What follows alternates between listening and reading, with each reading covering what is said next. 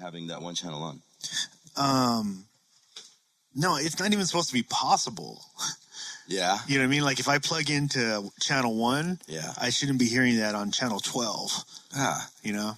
Is it? I'm like a show that gets syndicated, and I'm on every other channel. You're on every channel, bro. Is there like a TV show that when you plug in, you're on every channel? There's a TV show that's like that, isn't it? Like every other fucking channel is showing this goddamn TV show. I don't know.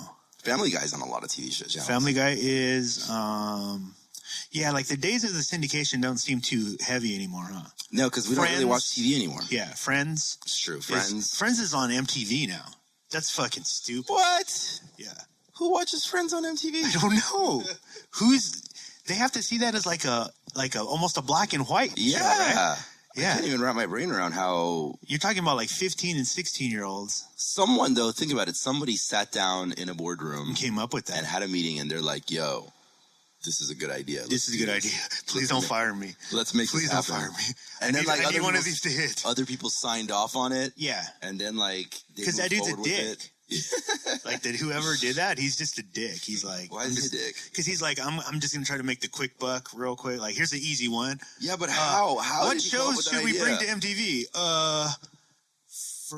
Friends? How? And they're like, yeah. that dude's a forward thinker. And then like, and some other dude's like, but somebody's watching it. I have this dope Steez76d show you can watch. No. And they're like, nah, we don't want to do that. That sounds real. Friends. Yeah, Friends. Well, is Matthew Perry hanging out with Steez76d? No, then I don't want to hear Can we make that happen? No. Oh, actually, a show with Steez76d and Matthew Perry would be pretty fucking dope. Yeah. Lit. We smoke a lot of weed. It'll be called Homies. Homies, yeah. Who's the straight guy? The straight guy? Yeah. Yeah, because Steez is obviously the Steez character. Yeah, okay. The character, not gay or straight. Yeah. Yeah. Who would be? I mean, unless that's the show that too. Could be a thing too. That could be a thing too. Like, who's the character that's not like a gay roommate? Like there's Steez and then there's a gay roommate. Yeah. That would be dope. Wait, hold on. Is Matthew Perry this whole thing about like Steez always. Well, maybe Matthew Perry's the gay roommate who, and he's like super like straight edge. Yeah. You know? Yeah. And like fucking, and nobody even knows he's gay yet. And Steez even helps him like come out later on a later episode. I don't know how I helped him. No, to like his parents. Like, right, verbally. Like, yeah. You're always supporting him. You don't coax him physically out. You're always supporting him. You're always supporting him because you're like, whatever.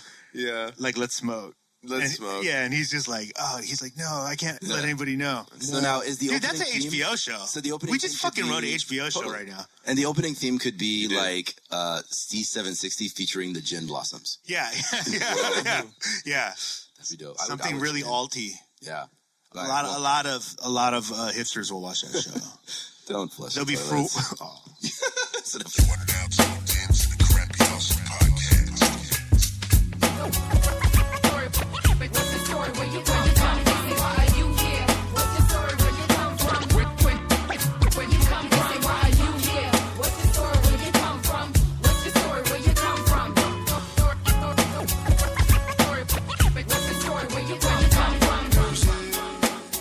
Welcome to another $1 Million Idea episode of the Crappy Awesome Podcast. We're your host, the Diego Brown Project. I am Mr. Arash, even though nobody calls me Mr. And with me is KILLcRey, even though we'll just call him Chris. I was going to say that there would be full frontal in Steez's episode. Yeah. Yeah, and it would be one of the dudes. Because that makes it like more cutting edge. Like, would it be Steez? No, Steez will have a bunch of sex scenes. Yeah. Like he's almost naked with a chick like every episode. Because that makes it like way more Showtime, you know? Yeah.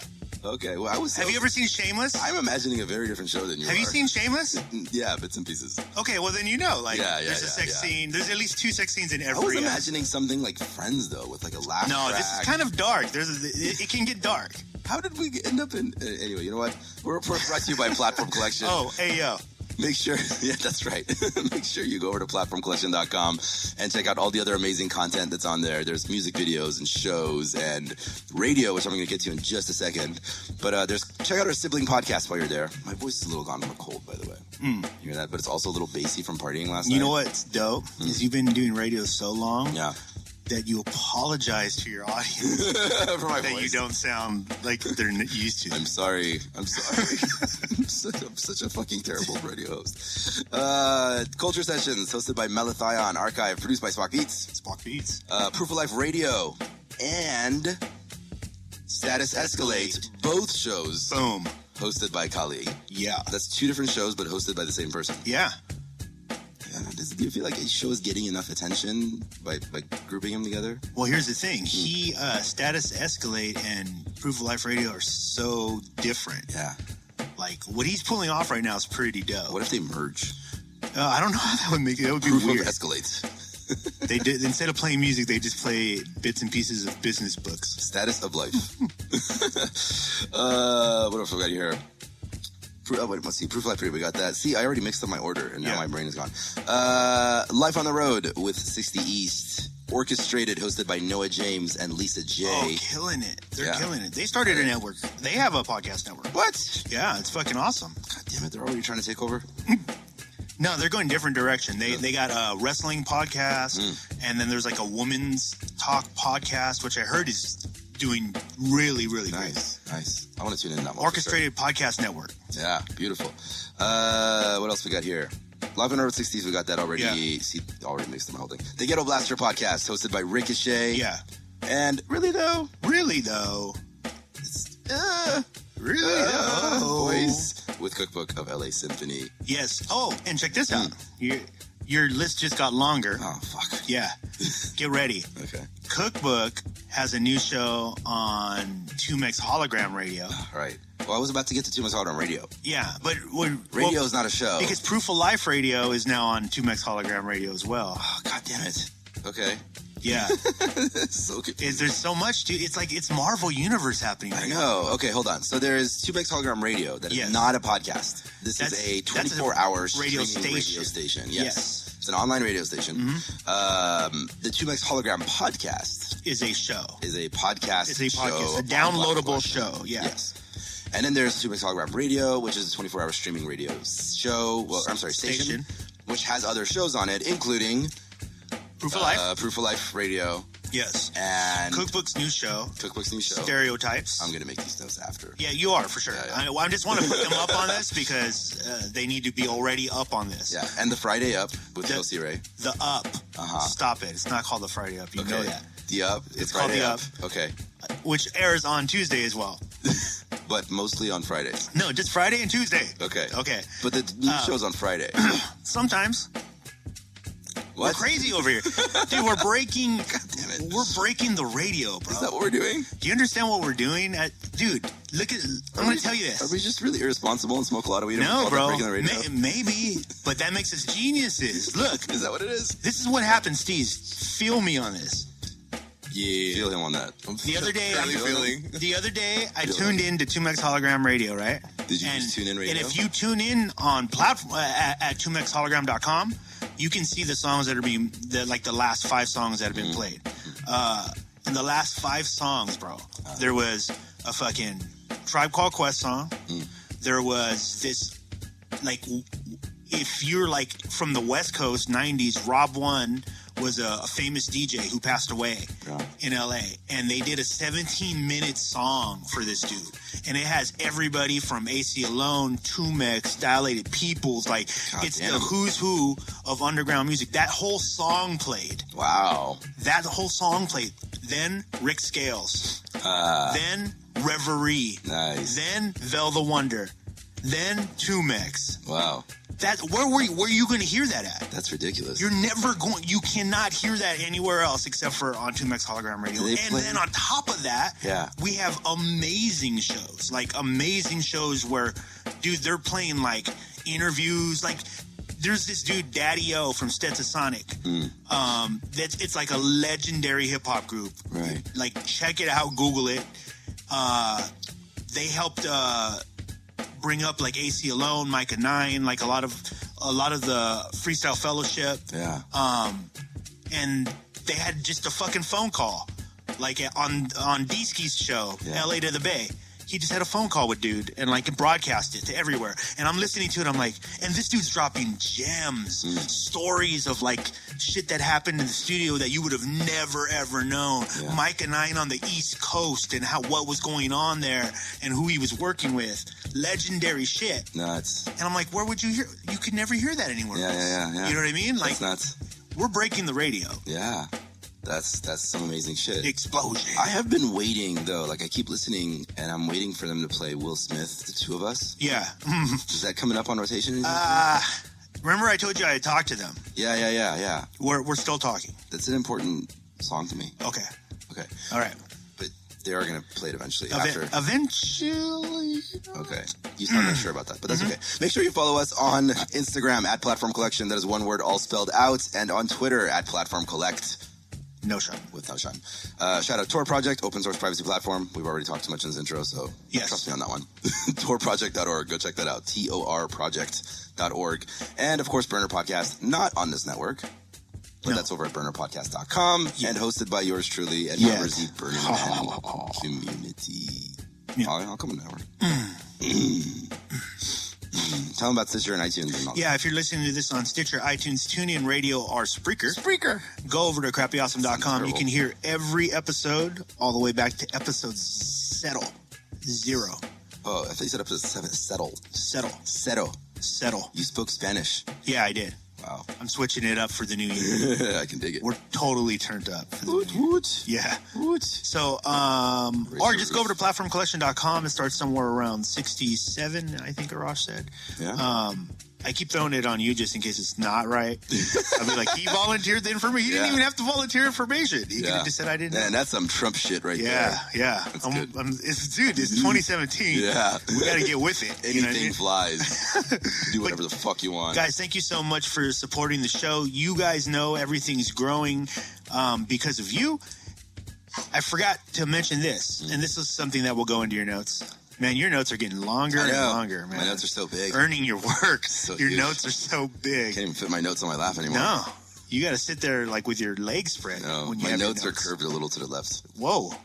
What? Okay. So, anyways, First Fridays at Complex LA.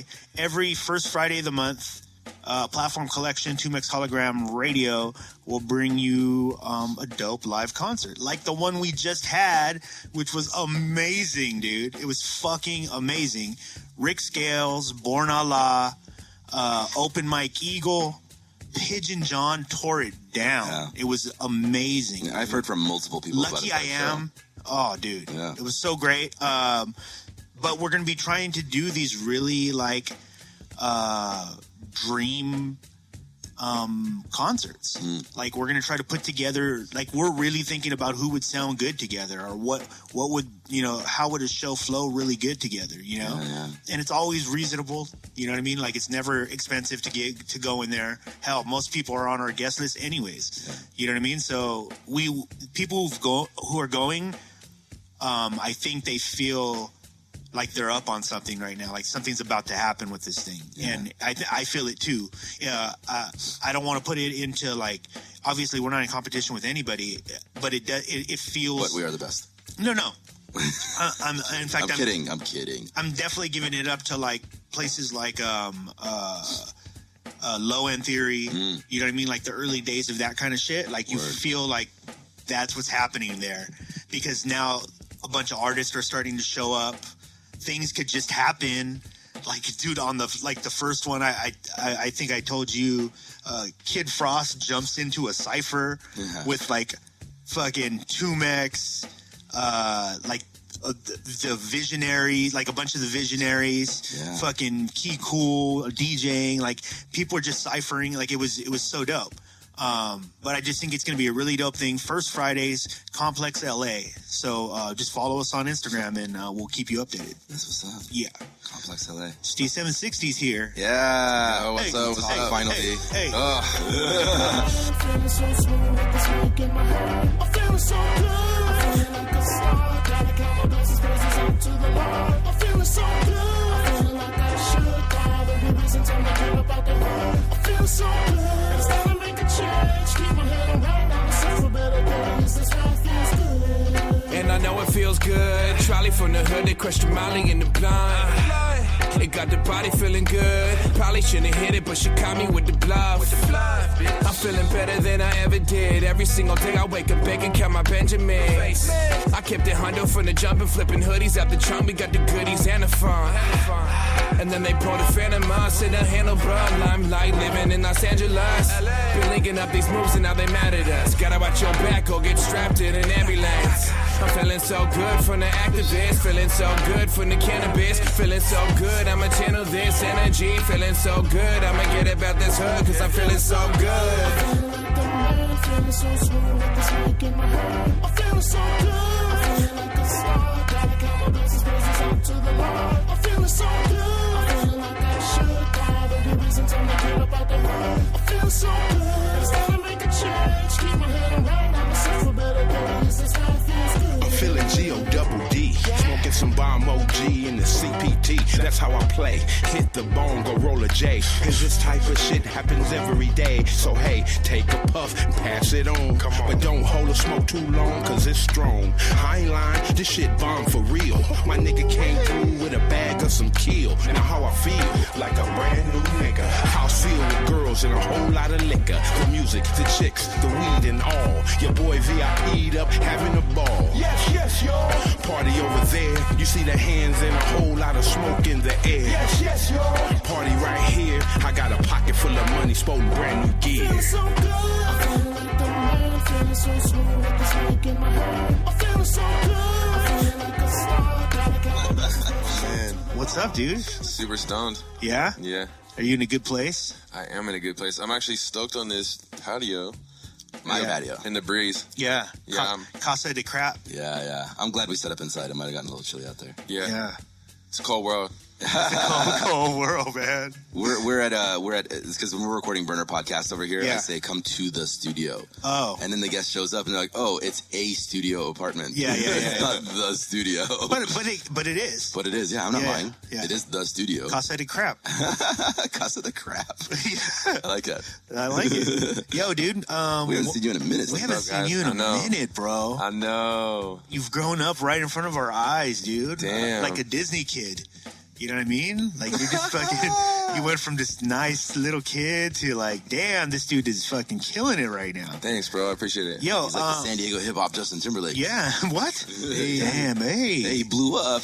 Yeah. He came back and now he's like a whole different grown up. Yeah, Yep. dude. I grew up. Yo, man. So what's been going on in your life, dude? So let's catch people up though. Like, you Okay. were probably, we at least checked in with you, I think, around the time, when Peaky was down? Yeah. Maybe like the first time Peaky was down, I think. Right. Damn, it might have been that long. Yeah, I don't think Yeah. I've seen you since last time Piggy was here. Yeah. And so, No, I'm pretty sure I've seen you. I think we've I've seen each other. Okay, I'm like, I've seen you like within But 3 the years. audience, You haven't been on the show. But the Oh, right. audience hasn't like really been up to date. It might have been 15 or 14. Wow, yeah. Whenever that Sunrise video came out, you can kind of look around. Yeah. Directed by me. Yeah. Check out Sunrise on YouTube, directed by Arash. Yeah. And Super so dope. Me and Peaky. has a lot of things changed since then? Like, has it been like a big change? You know what? Not so much like a huge change, Uh-huh. but just my momentum and my direction. Yeah. Yeah, it's totally different. you know? What's your new direction? My direction is, Or wait, first, why did you feel like you needed to change direction? I actually like didn't even like try to change. Yeah. I just changed Yeah. day by day.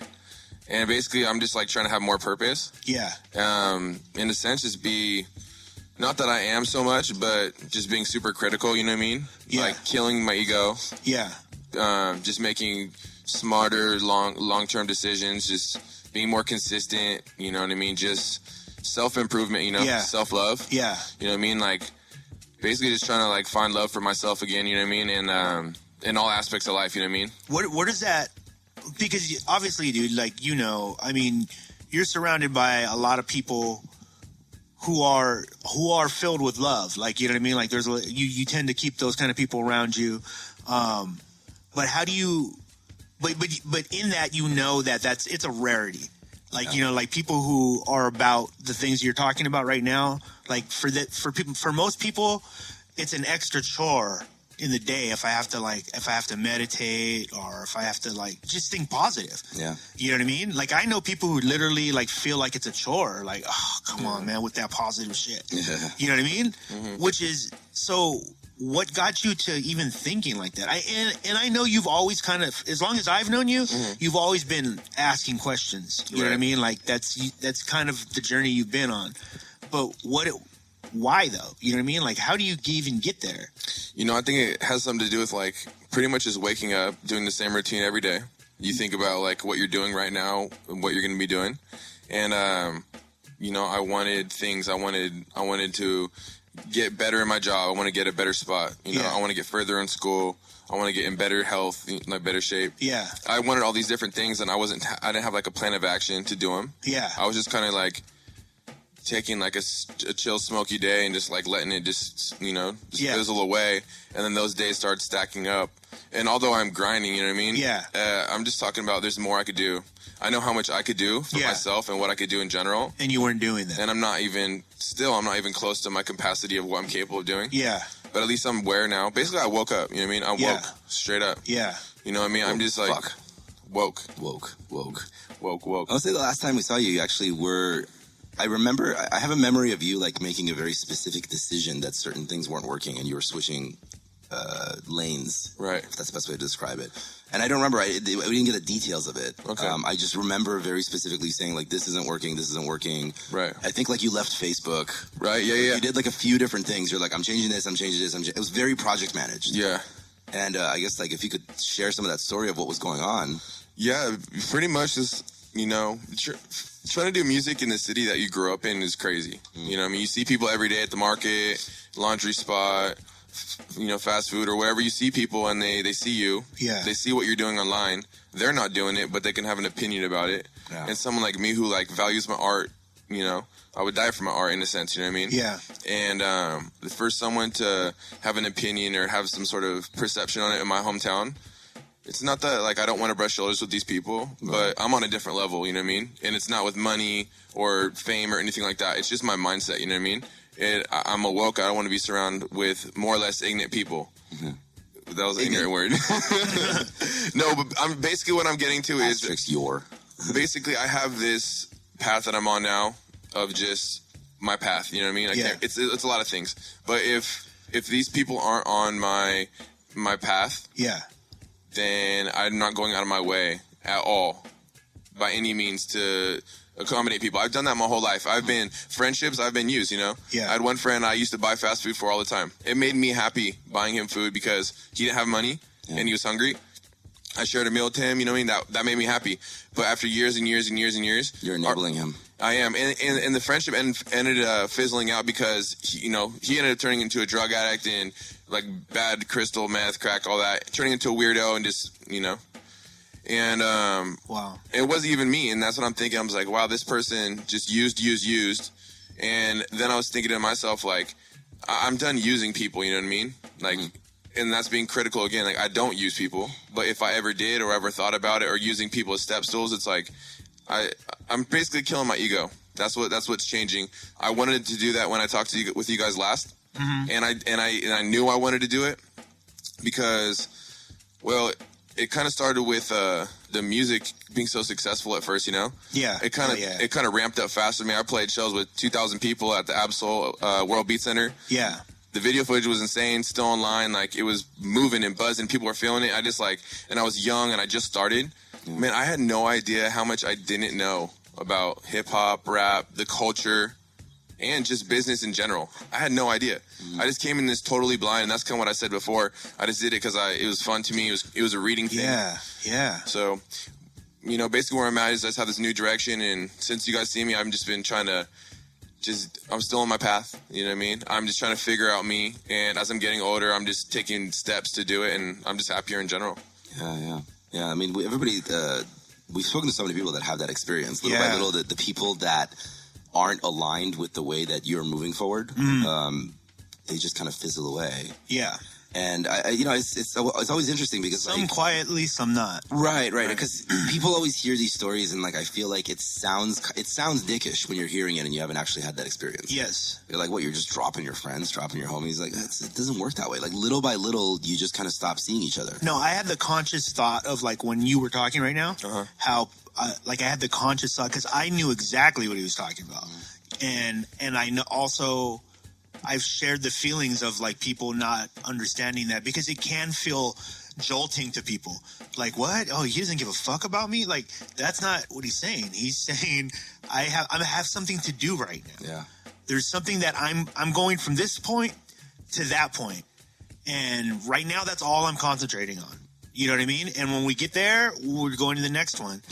But if you're trying to disrupt that or slow that down or ask me why I should be doing it or, the countless reasons people give themselves even to not do something, he doesn't want to be around that. Right. And that's fair.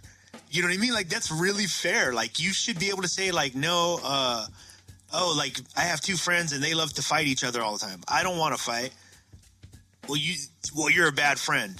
Well, an example. But I don't want to fight. Like, I don't. Right. I don't want to do that. No, like an example of that is that like my social circles are like if you're close in my life, you're probably somebody whose calendar is filled in a couple of weeks in advance. Yeah. So like when you're like, yo, let's hang out, and I'm like, all right, how about next Thursday at 8? Yeah. Like the people that have fizzled away are the ones that hear that and get offended. Like, oh, well, fucking Arash is important. He doesn't want to hang out no more. Yeah. Whereas like if one of you guys hits me up and I'm like, yo, like Saturday after next, like let's fucking meet up at like 10 and I got so-and-so. Which for reals is how it really is. That is what our calendars look like. Yeah.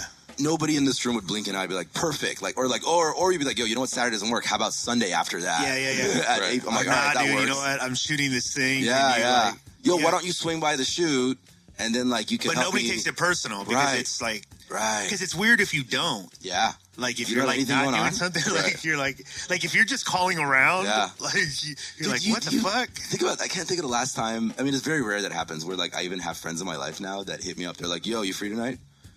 The answer is always no. Yeah, it's I always have not for been me. free tonight in a very long time. Yeah. Like I'll have friends and I'll do the same. Like I'll throw like a hook out. Like, is anybody? But I would never like, because dude, it's just impossible. Yeah. It's impossible for someone to tell me like, to call me right now and go like, yo, we're going to this thing tomorrow. You want to roll? Yeah.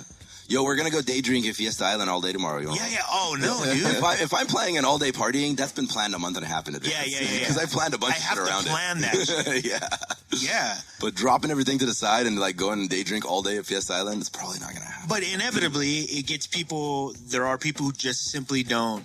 They take it very personal. Yeah. Which again is, I'm saying, like, I think we all understand why. Like, I understand why you're taking it personal. Yeah. But it's mostly because you don't understand what I'm doing. Yeah, and I'm glad you touched on that because I do sound just like so just sharp, I guess, you know what I mean? Trying to cut people off like a chopping block. I'm just keeping it super raw and real. I mean, that's my mindset. I'm not sugarcoating it. I have so much love for a lot of beautiful people, and I go out of my way and I schedule things ahead of time. Yeah. I see what they're doing, not just online. I text them. Yeah. Hey, how are you doing today? Yeah. Oh, man, things are great. You know what I mean? I got something this Sunday up in Orange. Can you make it? I'm working. You know what I mean? I'm helping. But, yeah, I'll be there. You know what I mean? Yeah. And exactly what you're talking about. Like, it's just different. Like, I'm treating the art like the art and the business like the business. And then I have my whole life I'm trying to do and all my other side ventures. Yeah. And then there's ups and downs. And there's everybody else's stress, you know? So I'm personally constantly under, like, not stress, but just under just, like, I'm just so taut, you know what I mean? Yeah. There's people tugging on me at all different angles. Yeah. Mostly girls. But no, pretty much just it's if you get it, then you get it, you know what I mean? I'm just super stoked to even be here with you guys, you know what I mean? Like this, we scheduled this, you know what I mean? I scheduled with Eddie, and he's the man, and I'm stoked that we're still in connection. Arash and Chris, you know what I mean? Yeah. C-Ray, you know what I mean? It's crazy, dude, because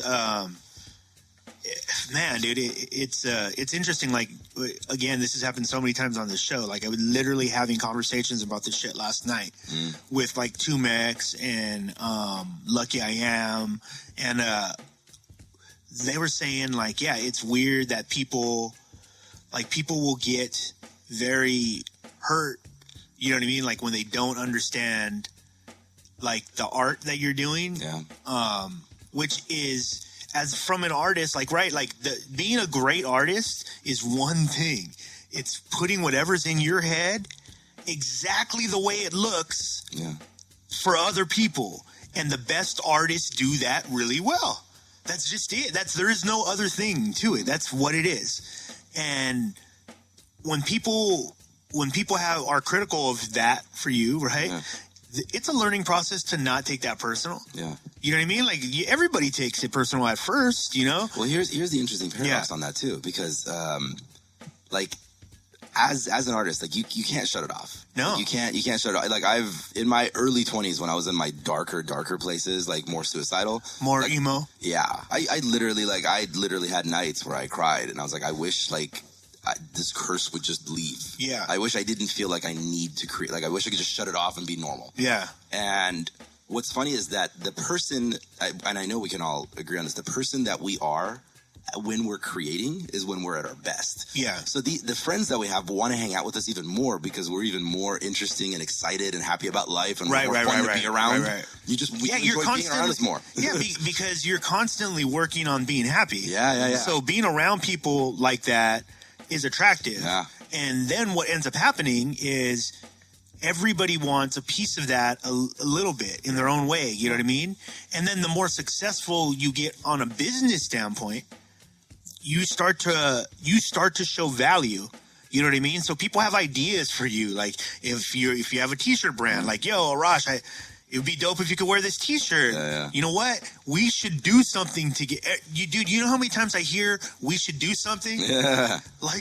I hear that daily so many times. Let me stress to the listeners, by the way, like it doesn't, you don't have to be an artist, by the way. It's just if you're doing anything. Right. If you're doing a thing, you're following your passion, people gravitate towards you inadvertently. Like they want to be around you. Yeah. So, and like whatever it is that you're excited about, whatever that excites you, you should stick to that and keep doing it. And then like, even though you're going to irritate some people that want to hang out tonight, it's going to happen. It's going to happen. Yeah. But they also want to hang out with you more because your presence is even more energetic to them. And I would argue that what you represent, if successful at whatever you do, is more important to people. Trust me, because you become an example of what can be done. Yeah. So even though it's gonna suck, people, I don't have as many friends, or people don't, dude, trust me, people stop calling you too. Yeah. You know what I mean? Like that's what's gonna start happening. Right. Yeah. You get on that, I don't invite him to the barbecue list because he's not gonna show anyways. Yeah. You know what I mean? That's gonna happen.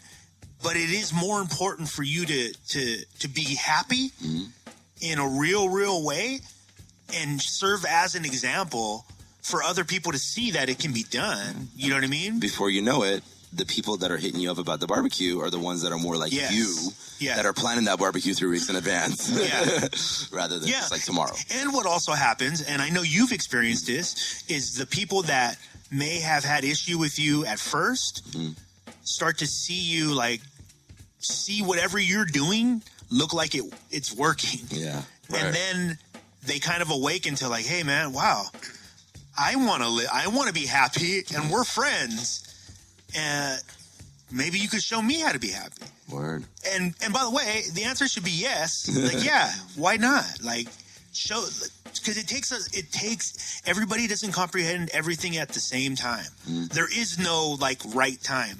You know what I mean? Like, you get it early, you get it later. Just get it. I'm glad you said that, because that's actually a good example of like what this show is about. Yeah. Because we're technically speaking about the same 3 or 4 subjects on every episode. Oh, yeah. It's just that we're delivering it with different people. So like Steez might have stories about the way that he's gone through the process. Right. That will it'll something that'll resonate with you more than like the way that I've told it or another previous guest has told it or the way Chris has told it. For sure. That's why we have, coming up on 300 episodes of kind of the same show over and over. Yeah. If you really strip it away. Dude, so let's talk about how it started to, because that was kind of where you were, like, personally, spiritually, artistically, though. Like, one, dude, you've always been, you're one of my favorite MCs. Thank you. Like, without a doubt. And, I was just telling somebody, there's Mike Eagle, Steez760. That's no bullshit. Like, Mike Eagle, Steez760, Black Thought. And then after that, it's kind of a toss-up with Andre 3000. Woo. You know what I mean? But that's my top 5. Yeah, but that's for reals. Like, I just... Is Steez76d on your own top 5? No, I mean Andre 3000. Yeah. But for me, like, I don't know if it matters because what I listen for might not be what, like, I know for a fact it's not what, like, the lyricist lover is listening for. Like, I'm listening for, like, wow, it's just very original. You know what I mean? Like, damn, that's, like, super original. That's the shit that I like. That's what I gravitate to. And I've seen your creative process, like in person. Mm-hmm. I see how you put together, you know, your music. But was the inspiration, like, at the time you decided to, like, oh man, I need to change some shit up? Right. Was your inspiration dipping? Were you losing like the love for it? It's crazy because I was more inspired than anything. Yeah. But I was just confused. Oh, okay. There's so many different angles. And right now, the angle that I'm on right now is, Arash just touched on it, being happy. And I liked how you said, if somebody does yoga and they love doing yoga, then do yoga well. Yeah. If it's volleyball, go do volleyball. If you're a swimmer, that's my whole message. Me doing my music is just a face for a movement of just self-love and happiness and just going for it, you know what I mean? Yeah. And it's the journey. Like, I'm down to live, like, the journey, you know what I mean? Yeah. And some people are confused and I don't really know what I want to do in life. That's what they say. Yeah. I know exactly what I want to do. I want to do what I'm doing. Yeah. Doing it better and just, you know what I mean? Yeah. So I kind of got off track. That's super dope, though. Like, I want to do what I'm doing and do it better. No, I think that is what I'm doing. Mm-hmm. That's so dope. Well, even saying yoga, actually, I'm not an expert on the subject, but what? Yoga? No, I am in downward dog as we speak. No, he's like, I can't get up, man. Yoga itself, I'm trying to look up what the actual definition is, but yoga itself, like, we in the West understand it as like the physical practice, but yoga actually does mean there's many, many different yogas. There's like the yoga of how you live your life, yoga of sex, yoga of professionalism. The idea is that everything you do, you're going to do with intention, you're going to focus on it, and you're going to be completely aware of every step that you're taking. So we in the West only know like the yoga as like the physical practice, but it's actually a mental practice and in everything that you do. Everything is a yoga. Your work is a yoga, your personal life is a yoga. They're all yogas. Like I've recently, like, one of my heroes, like, undoubtedly, it was always Muhammad Ali. Because there's to me, there's something about, like, the search for, like, mastery. You know what I mean? Like, because one, that's all relative, by the way. Mastery is relative. It's relative to whatever you want it to be. But like Steez was saying, like, I'm working on being, like, basically the best me I can be. And that makes you're searching for mastery. That's what you're constantly searching for. And, like, that's what Muhammad Ali did. You know what I mean? He was searching, like, to him, it was this sweet science. You know what I mean? Like, it was scientific. And for some people, you can't turn that off. Mm-hmm. You know what I mean? Like, every time I approach anything, it's basically from that viewpoint of, like, how does this fit into where I'm at, like, my mental headspace, what's going on around me. Like, it's a very complicated thing to me. And like Arash said, sometimes you go through points where it's excruciating. Yeah. Because you're just like, fuck, like, I just lived this thing and now I'm, like, painting a picture of it for you to see. And then, by the way, this could be the thing that, like, changed my life.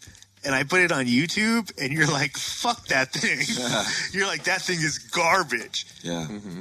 And that's the process. And so that takes a certain mastery to be okay with living that way. Yeah. It's a fucking rough road early on. Yeah. You know what I mean? Because that's a good note. I want to ask Steez, like, what do you think the hardest thing has been to deal with in the past? Since the time that we've seen you? In regards to the creation process, or like everything in your personal life, what has been, like, the hardest thing you've had to master and deal with that's really kicked your ass the most? I guess just doing the right thing when no one's looking. Yeah. It's a little angel and little devil type thing. Yeah. You know what I mean? And that's part of it too, you know what I mean? Yeah. It's just wow, that's profound. Yeah. That is profound because I want you to elaborate, but like I'm certain there are listeners because this is the autopilot that people that just hit a lot of people in the gut right now. Yeah, they're like I think a lot of people hear that be like, that's bullshit. You should always do the right thing. Yeah. However, we've done enough scientific studies on this to know that that's bullshit. Yeah. Like people do the right thing when they're being watched. Yeah. That's actually part of the reason, like, where like a lot of religion comes from is like our brains are wired to have this idea that there is somebody watching over you at all times because that's what keeps you from like just running around murdering people. Yeah, to some extent, like that there is some legitimacy to that. Oof. Yeah. Fuck, we're so lit right now. We are. This conversation is so lit right now, and it's just so organic and real because you asked me a question, I answered, and but that's what it is. You know what I mean? Like, people don't know me, you know what I mean? Yeah. People, maybe it's the first time hearing me. I'm just an artist, you know? Right. But I've lived the whole life, you know what I mean? I've been a son, I've been a brother, I've been a friend, you know, I've been a lover, I've been all these different things, you know what I mean? And I feel like I'm about to be 26 in a couple weeks. Yeah. And I feel like I've lived in a super dope spot with upscale yuppies and then a poor skate park slum, you know what I mean? Yeah. I've done the street, the not street, you know what I mean?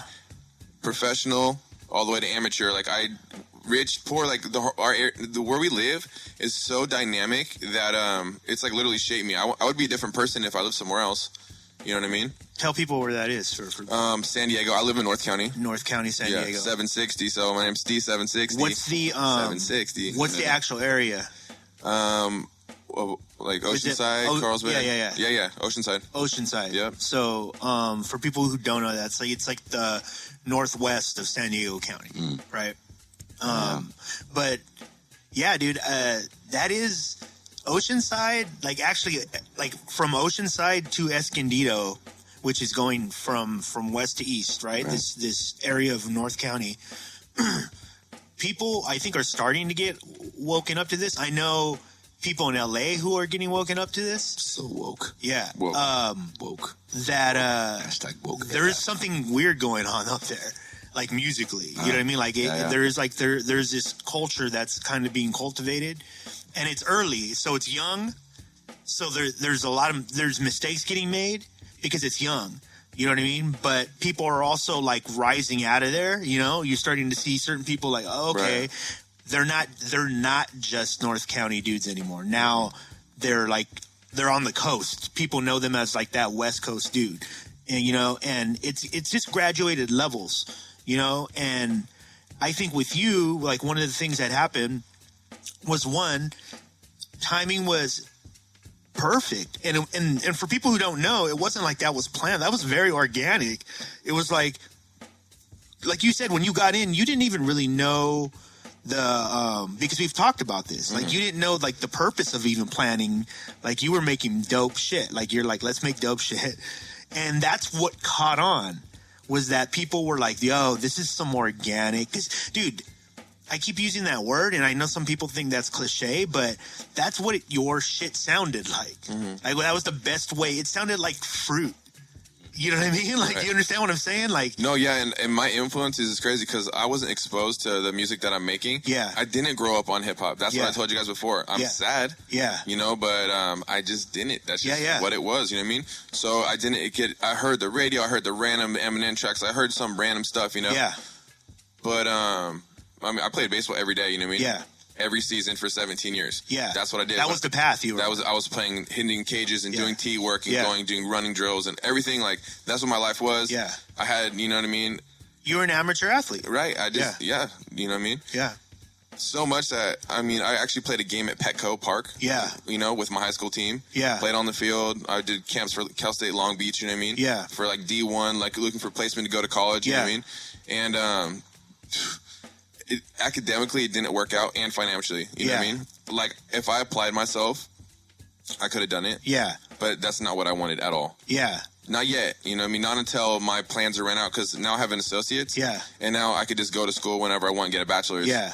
And that's... Isn't that weird, though, how, like, we subconsciously sabotage ourselves when we're not... Even if you're good at something. You know what I mean? Like, he's good at sports. Like, he had these opportunities in sports, but subconsciously he knew, like, that's not what I really want to do. I kind of wanted to dissect that a little bit because I've seen this correlation, is a correlation or connection, whatever it is. There is a few of them of like athletes that transition to art. Yeah. Not the other way around, but it seems like maybe like there is this thing inside of people that I've seen, like the thing that drives them towards athletics and competition. Yeah. Translates over to the arts somehow. Yeah. What is it, right? Yeah. What is that seed? Well, okay. This might be it. Because we might not be, when you're saying the arts, you're also saying pop arts. Right. Right? So we know that that's a different game. Right. So it might not be that creatively something transfers over, but organizational, they're willing to do that extra work, that persistence, which, by the way, is the key. Right. There's not this magic thing that happens. They're going to put in the 10,000 hours. They're going to put in the 10,000 hours just naturally because they've been doing 2-a-days since they were 5. Right. So it's nothing to them. They're just like, whatever. And I know a bunch of people like that. I know a bunch of people like that and they're finding success. I can tell you, like, okay, on a personal note, just you describing that is making me think about, like, you know, the decks aren't here right now because we're spinning at a party last night. But, getting better at fitness and getting more competitive for me in the past couple of years, that definitely contributed to my deciding that I want to start learning how to DJ and not feeling terrified by it. Yeah. I'm like, fuck it, I'm just going to keep practicing. Like, I'm just going to come home and do it for an hour every night. Yeah. There's no way. I like that. There's no way you can't be the best. You just keep doing it, and then you'll figure it out. You just keep doing it. Yeah, and then remove the word just. Most people can't understand that. Yeah. Keep doing it. And like it is, yeah, you're right. It's like the 2-a-days. They're like, fuck it, I'm gonna keep doing it, and eventually something will give. Yeah. And like with fitness, for example, I was telling you the other day that I'm like on the boxing bag one night a week, and after like a year and a half of like doing that regularly every week, finally I had this epiphany about how to throw like the punches a certain way that made more sense with my muscle structure. Yeah. And I was saying it feels more like I'm launching my fists rather than just throwing a fist. You're just finding your natural style. Right. Like with running, you keep running and then you figure out the mechanics of where your body is aligned. And like you get into a mode, and that's why when you watch people run, everybody has a different look. Yeah. Right. Their hands hold a different way. Because they've mastered themselves. Yeah. Because like there isn't one specific way to do it, and that's probably what same thing with like, you know, as an MC, like when you start out, that's why you sound like somebody else, because it's the same thing as you're running. You're trying to copy what other people are doing until you figure out your mechanics, and it becomes your run. Daddy O on that show that I was telling you guys about, D-Ski's show. Shout out to D-Ski. He said he was talking about wanting hip hop to go back to a time, and he's in old school. I mean, he's got to be in his late 50s, maybe. Dude, sorry if I'm butchering that, by the way. If not, you look amazing. But he's actually 83. Yeah, but he's he still makes. He's like, I'm always gonna rap, and he's like, at this point, why I do it has just changed. He's all, that's it. He's like, I'm not in a position. He's like, I'm not making a radio hit, or, you know, he's like that. I'm not speaking to the buying audience, but he's like, I'm speaking to somebody, right. And he's like. But he's like, what I want is people to get to a point of originality being the dopest thing you can think of. Like, you know what I mean? Like, that's the dopest thing. Like, not how you do the craft, how, you know, what beats you pick, whatever it is. It's you as a whole are so original. We've never seen this thing before. He's like, we need to get back to a point like that. And he's like, and does that mean that people need to stop making hip hop? There's people that need to just go away? No. Just do yourself. And there's literally room for everybody. Literally just do you, and you won't have competition. You know what I mean? And that's a hard place to get to, because it's scary for most people. Yeah. You know what I mean?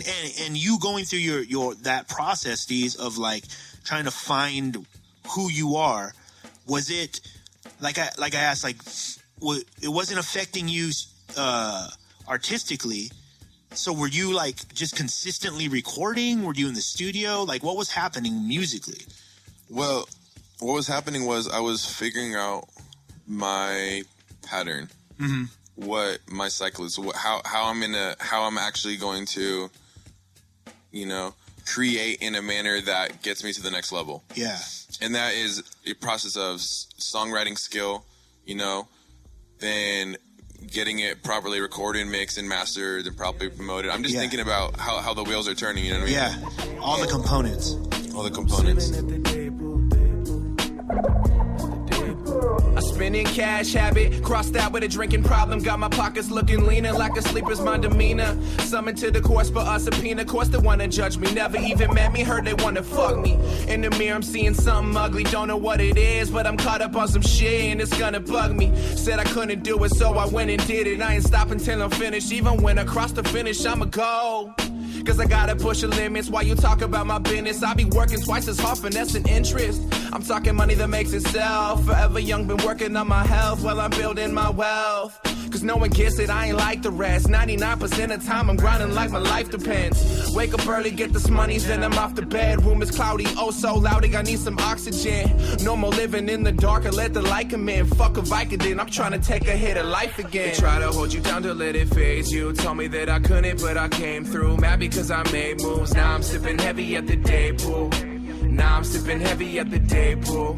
They try to hold you down, don't let it phase you. Told me that I couldn't, but I came through. Mad because I made moves. Now I'm sipping heavy at the day pool. Now I'm sipping heavy at the day pool. They try to hold you down, don't let it phase you. Told me that I couldn't, but I came through. Mad because I made moves. Now I'm sipping heavy at the day pool. Now I'm sipping heavy at the day pool. Been breaking necks without a budget, it ain't working if you love it. Let your time consume your passion and imagine if you really gave it all. Try to push yourself until you fall. Read the glyphics on the wall like out in Dago, got connected with the wrong kind. Making on moves when I'm offline, trying to keep my head up through these hard times. Every day I'm grinding like it's alright. If you wanna fly, you pay a tall price. Early morning smoking fire, got me elevated, now I'm high. Concentrated in the vial, haven't ran a mile in a while. Every day I tell myself to smile, gain perspective through these trials. I'm just trying to get it on my own. 909 clones, now I'm out here flying drones in the zone. What changed was just finding my focus. And I was skating a lot, you know what I mean? And I started skating when I was doing music, more or less. And they went hand in hand. Because I would make a new song and I'd go try to get a new trick at a skate park. Wow. Yeah, and skating, that's why I always refer to grinding. I say grinding, just grinding. Because I literally grind. Yeah. I skate pools, you know, I could lock in 50-50. Yeah. And that to me is like life. It's like, to me, that's almost as orgasmic as an orgasm, you know, with a chick, is when you're actually in a deep end, 50-50 locked in, sliding on the ceramic. Super deep. About to drop in, and that's like super gnarly. You feel your feet like flying, like soap, you know? Wow. That's a trip. So yeah, I love that just as much as I love making music, and that's crazy. Because I love making music, you know? I do it every single day. And I'm stoked to do it. As soon as I get up, I'm thinking about it.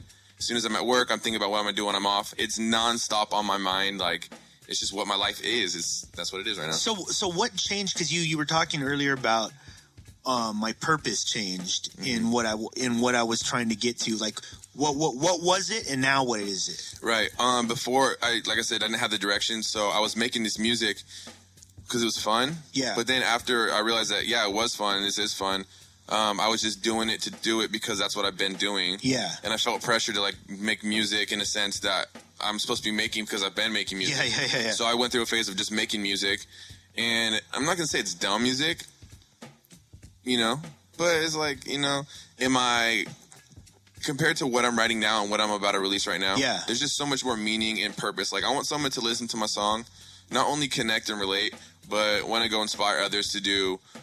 You know, I want to stimulate people with my music, you know what I mean? Yeah. And I want it to be less pussy, money, weed, and more just like spirit and vibrations and just like message, you know? Yeah. Okay, so, and before, I do like all of those things. Yeah, really, all 6 of those. Yeah. But when it was pussy, money, weed, right? What was going? Were you just creating to like, I just want to make a song like this? You know what? I imagine just like writing in a notepad and just having like, you know, pencil vomit. You know, you just write shit, and the next thing you know, it's written down. Yeah. And then you go in the booth, and then you say what was written down. Next thing you know, you have a song. Yeah. So then you're like, okay, so after I've like, because I'm a reader. Yeah. I love reading. So that's where this whole thing started from. I started reading, and then I heard the music. You know, I made a track with my homies as a joke when we were drunk. Thought that was fun. Went on YouTube, listened to some instrumentals. Then I started freestyling.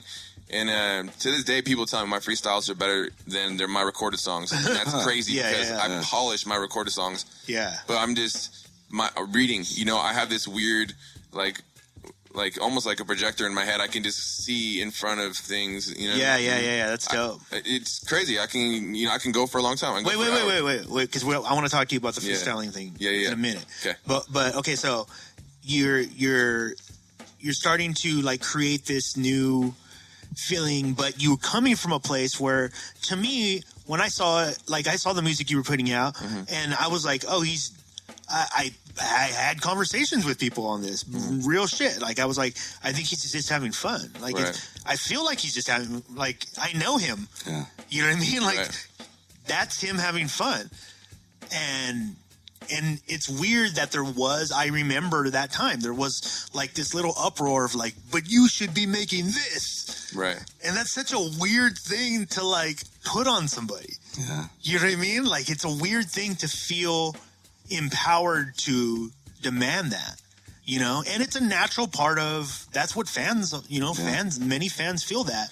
And I'm not saying that they don't deserve to feel that. I'm just saying it feels weird. Right. As the artist, you're like, fuck. Like, so I can't just come over here and take a break really quick because you want me to make this one thing forever. You know, it's tough. I wonder if the people that are giving you that response about preferring your freestyles over the written stuff, I wonder if what they're picking up is that the freestyles feel more sincere and less filtered. Right.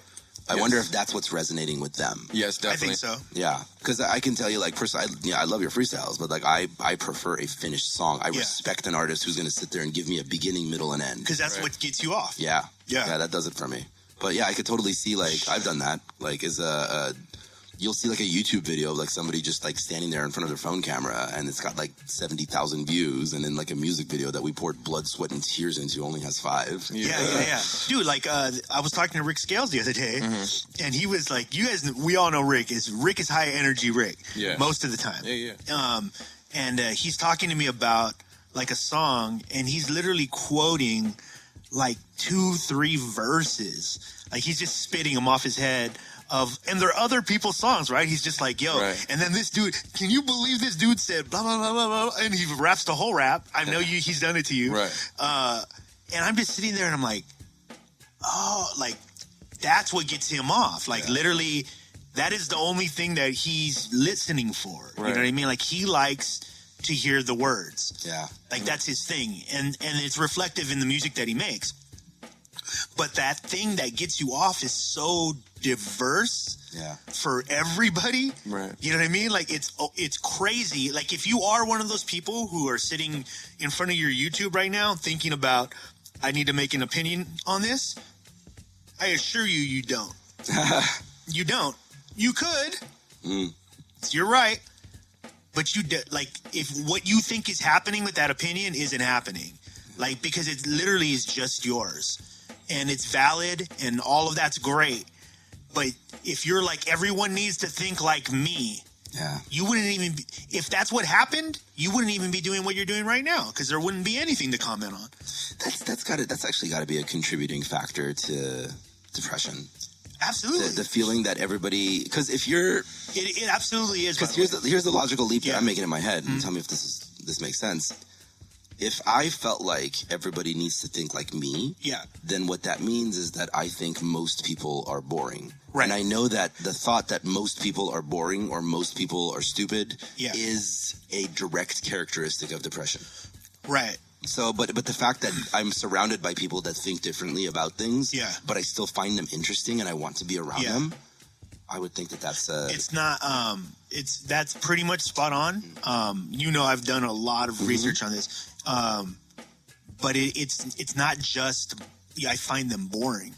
I have a general contempt for people. And that's a scary thing because I know people that are like just consistently angry.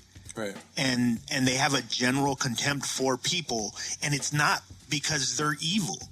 It's simply most of the time it's because they're damaged. Yeah. They've been hurt really bad, and things look fucked up.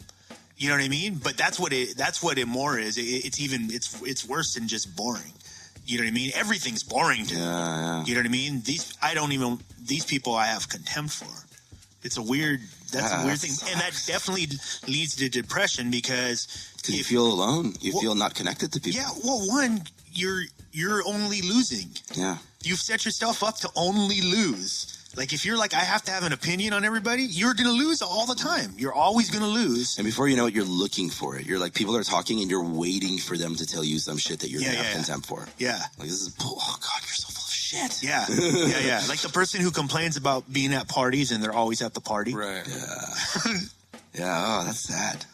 Dude. I know. And even like going a little bit deeper, like from a spiritual angle, to me, it always comes back to, well, if we are the same consciousness, if you are me in a different human body, the closer I feel to you and the more I respect you is the same thing that I respect and love inside of myself. Yeah. So there's like things about my own personality that like I would like to continue working on. Yeah. But I don't like have contempt for them because they are a part of who I am. I am this person and I've been through this life's journey. So imagining that everybody is you, if you have contempt for other people, then you do have contempt for yourself. I mean, that's dude, I hear you too, and it's like, man, it's such a big leap for a lot of people, what you just said, and like what Steez is doing, like to get to that point, there's obviously, like you said, like you were saying, like people don't know you, right? And you've lived this life.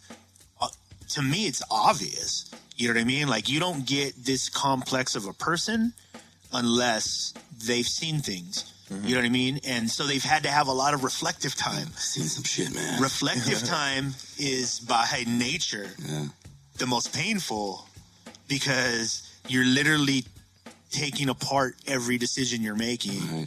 And if you're like you said, the thing doing right when nobody's looking, dude, do you understand what you have to do to just get to that consciousness of like, I want to elaborate on that. What's wrong with me? I want to elaborate on that. Fuck. Yeah. That's a big thing because like earlier I just kind of spit it. It's so funny. Earlier when I said the thing about like we'd all be murderers if like God wasn't watching kind of thing. Yeah. I had this thought in my head. This is a thing that comes up when you've been podcasting for that like, a bunch of people ran out and murdered 6 years. people. Yeah. For if you've been recording a show for like multiple shows for 6 years, like I just in my head I thought about all the times that me and you have probably said stupid ass shit. Yeah. That were like, fuck. The conversation moved on already. We can't go back to it. I've already had situations with a couple of friends on the other show that like they're kind of like they're not really happy with me because of the direction that a couple of conversations went on Burner Podcast. And like I had to like explain to them, like, and they were shocked by this, by the way. I'm like, yeah, it's not scripted. My job as a host is to just keep the conversation moving, and not have dead space, And so every once in a while, like, we'll say stupid ass shit, and then the conversation moves forward, and you're like, okay, well, I'm not going to go back to that because now it's just moved on. Yeah. but it just it but went you to have that a correction right now? Yeah, okay, absolutely. Well, no, because it's because I was saying that it is on the topic though, so it makes sense to talk about it. It's 2017, yo. We use erasers now. I think I've told this story before about there was a story on NPR where it told it was telling the story of this guy goes home and his mom has died, right? And he's sitting there with his sister after they did like a funeral services and like people left the house and they're sitting there on her porch and they feel this breeze go by and her wind chimes shake. They dangle against each other and then there's this moment of silence and then they both look at each other and they could like feel like that was their mom's presence having moved on to the other side. Yeah. And they feel this like blissful kind of feeling, right? And they go to sleep. The next morning, dude wakes up and he's like, wait a minute. I'm a fucking atheist. Where'd that come from? Oh, shit. So he did it. And it turns out he's actually a evolutionary psychologist. Yeah. So he puts together a model to study a potential theory that our brains have evolved to have the capacity to believe in the supernatural because it is somehow evolutionary advantageous to us. Right. So the study that he puts together, but this was years ago. I'm sure since then he's done a bunch more studies. But the study that he did at that time was he took like a couple of different, like a few different classrooms of kids. And what he would do, I wish sometimes the listeners could see what I'm looking at. It's pretty funny.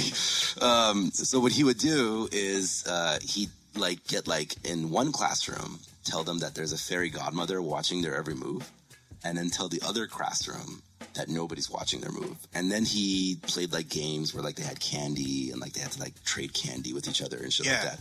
He found like overwhelmingly the classes that had the fairy godmother story told to them were more likely to be honest and not steal from each other's candies. Right. And like all this shit, right? And so the evolutionary psychological theory... they developed a religion. Yeah, the theory of the idea is, this is a thought, this is a hypothesis of the idea, is that, or there's a working theory that he had, is that we have evolved to have the capacity to believe that there's somebody watching over us, because there was a time in human history where if I just kicked down your door and raped your wife and murdered your family... You could just... The fuck you gonna do about it? Like, there's an CSI Babylon. Well, what do you think? What do I think about what? Yeah, I mean, the concept. It's fascinating. Yeah. It's fascinating. And that's what the thing is, I think it's important to understand that there are ideas that we can use in order to navigate reality, but we don't have to put our foot down and say, this is it, and there is no discussion. Yeah. Like, it's okay. We can use this as an idea, and then there are other ideas, and we can utilize those ideas to learn more about how we behave as human beings. And the experience that I've had over and over is that the spiritual understanding of things doesn't negate the scientific understanding. They usually play hand in hand. Yeah. So that battle is silly. That's just very strange to me that like they're arguing over it. No, it's got to be this. No, it can be both. Yeah. It's both of those things at the same time. Dude, check out this segue. Talking about riding the line of reality maybe and non-reality and what is real, what's not, what's important, what's not. Can I say, I'm sorry, real quick on that note. Yeah. I was just noting and how we have like a very easy bond with Steez. Yeah. And I know for a fact that like me and Steez have certain differing opinions about like certain political things or religious things and things like that. However, the seeds of how we navigate the world is the same. We agree on how we deal with things and how we dissect information. Yes. We might not agree on the information itself. Yeah. But we agree on how. You don't have to. Exactly. Right. That's the point. That's the point. Like, like that's what I find in the people that we. Yeah. Why would you want to hang out with a bunch of people who just agree with you? There's just an echo chamber of all the shit that you're saying. That's all bad. Yeah. Go ahead. You were saying. I'm sorry. Yeah. Oh man, now I don't remember what I was saying. Because that was such a good fucking point you made. Yeah. Yeah. I know why. Freestyling. Oh yeah. So freestyling, we've had a lot of dope freestylers on the show, and we always try to ask them like, what. We're still waiting for, like, I mean, do you know what it is yet, Arash? About freestyling? Yeah. What about like what is happening in their head? Oh, no, right?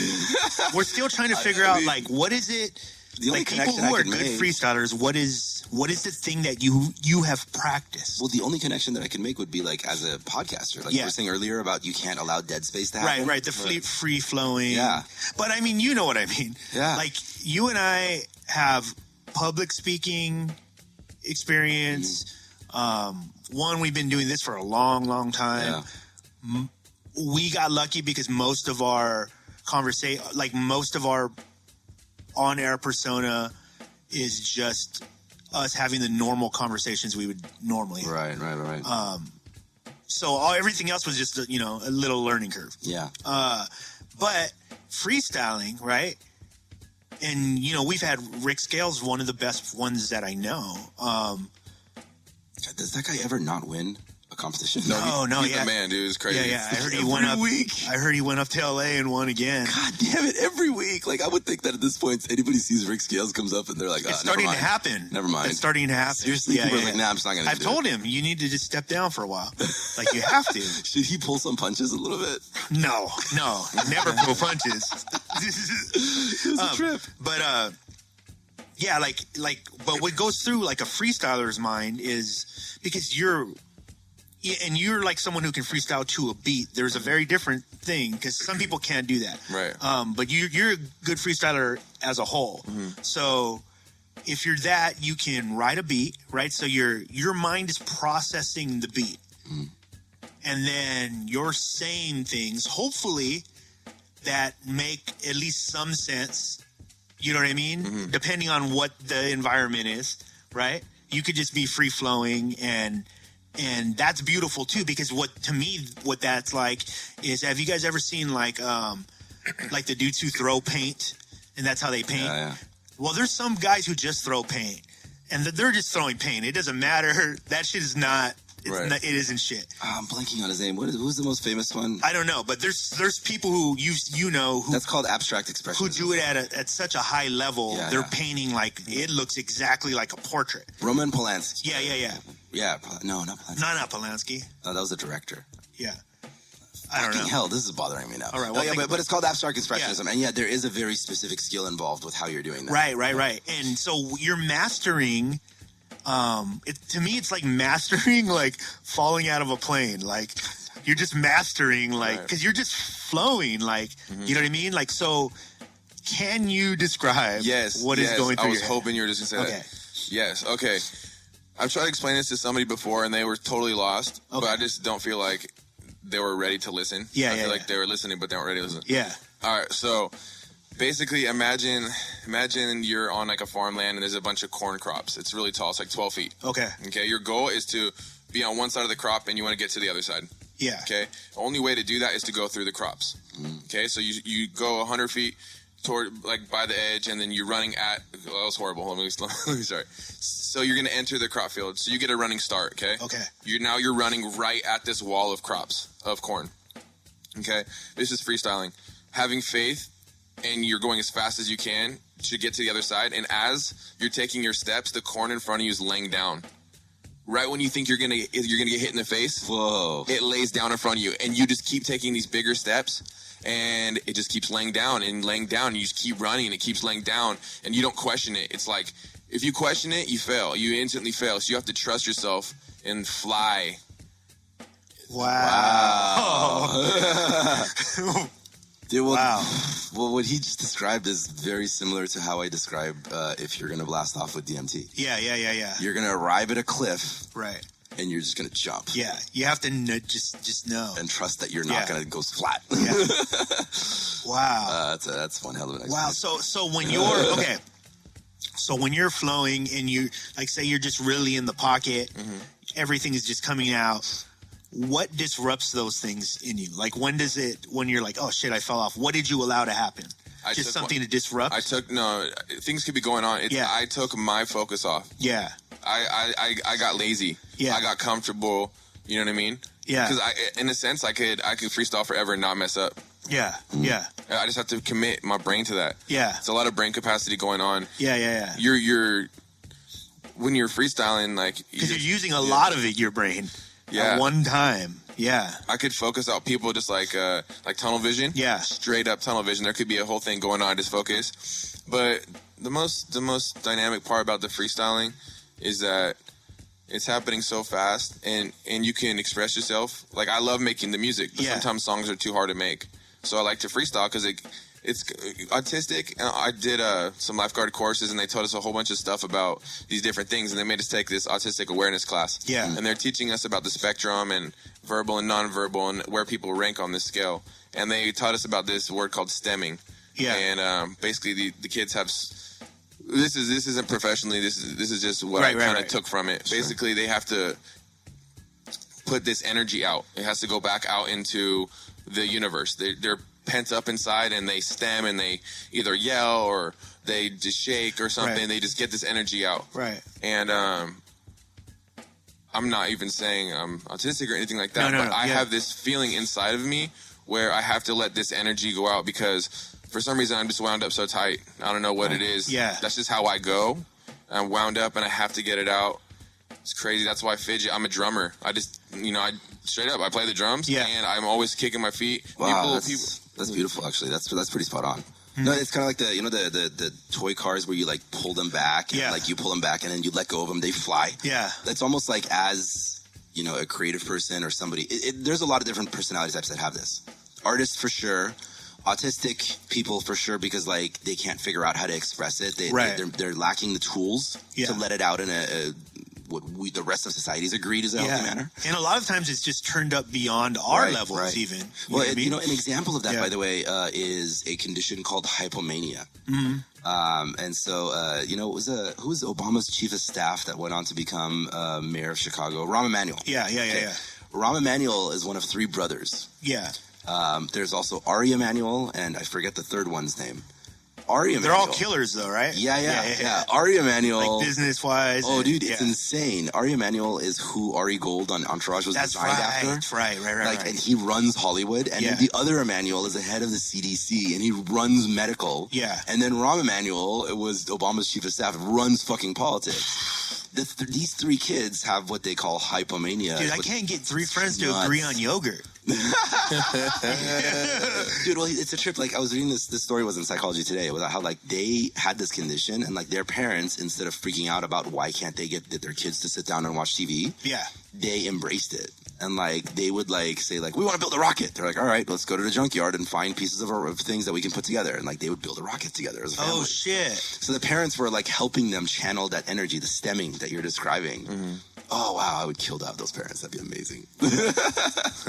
But yeah, hypomania, that's the thing. Artists have it, autistic kids. There's that condition, that you're right, the energy, the output at all times. And now I talked about being woke. Yeah.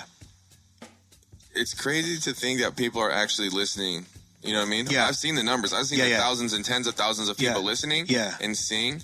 But in my head, for some reason, I have it like an on-off switch, like, oh, no one saw that. No one heard that. Yeah. When really it's hundreds of thousands of people that have heard. And now I'm realizing that they actually are listening. Yeah. And now I'm realizing that the originality thing you're talking about. Yeah.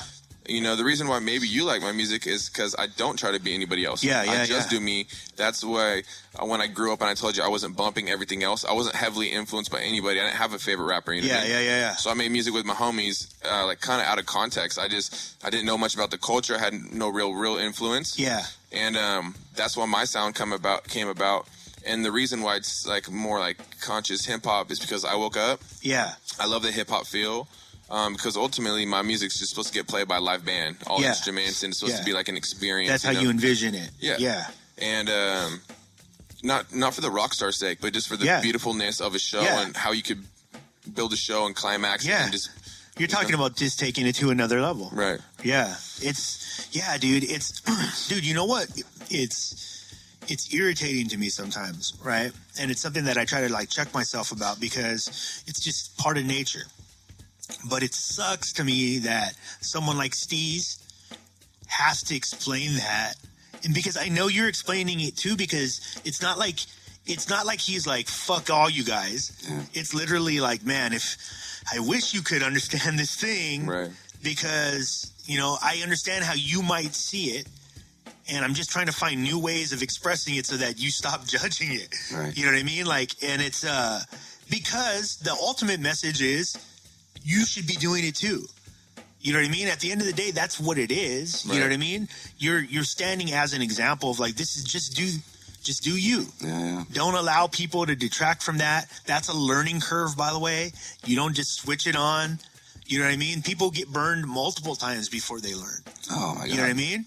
Yeah. If you're not failing is that's everything. Failing forward hashtag. It's that's I think probably I always look back at my parents and I'm like, they tried their hardest to be the best parents they could be. The one thing that I would love to like, I wish I could get to break into their heads. Like, this is the part that I think that they miss when I try to talk about my childhood. Is like, I wish that they could grasp and accept the beauty and power in failure. And not have this horrible negative judgment on it. It's like death. Everything else is like, it's fine, dude. I get it. You guys tried your hardest. But like, I wish there was this one thing that I could get you to see that like our society, our culture as a whole has fucked up on royally. It's okay. Let's teach our kids it's okay to fail. It's okay to fall on fail at a bunch of shit. Not only okay, it's encouraged. You should fall on your face over and over. Because if you're not doing that, you're not trying. Right. You're just falling in the lines. By the way, the greatest artists know this. Like what you're saying. I've read countless books, I've seen countless documentaries of people, like most recently Chappelle. Chappelle. You were saying Chappelle and Chris Rock. Yeah. They would go to places to bomb on purpose. Because they're like, dude, they're at such a high level of their art that they're looking for more holes. Like they're like, let's see if I can just tumble down this hole and work my way out. And then that's the art I'm creating. Yeah. I'm showing you failure and success in one thing. Yeah. You're used to just seeing success. Here's what failure looks like too. I've read about some of like the top pickup artists. That shit gave me chills, dog. Yeah. Like thinking about that shit, that's a level of artistry that most I know because I see what they write about it. Right. Don't understand at all. Yeah. Like most people are like, what the fuck is this thing? No, I've read that like a few pickup artists do that. Like like some of the top pickup artists, like they'll be hanging out with each other. Yeah. They'll throw each other like on purpose under the bus. Yeah.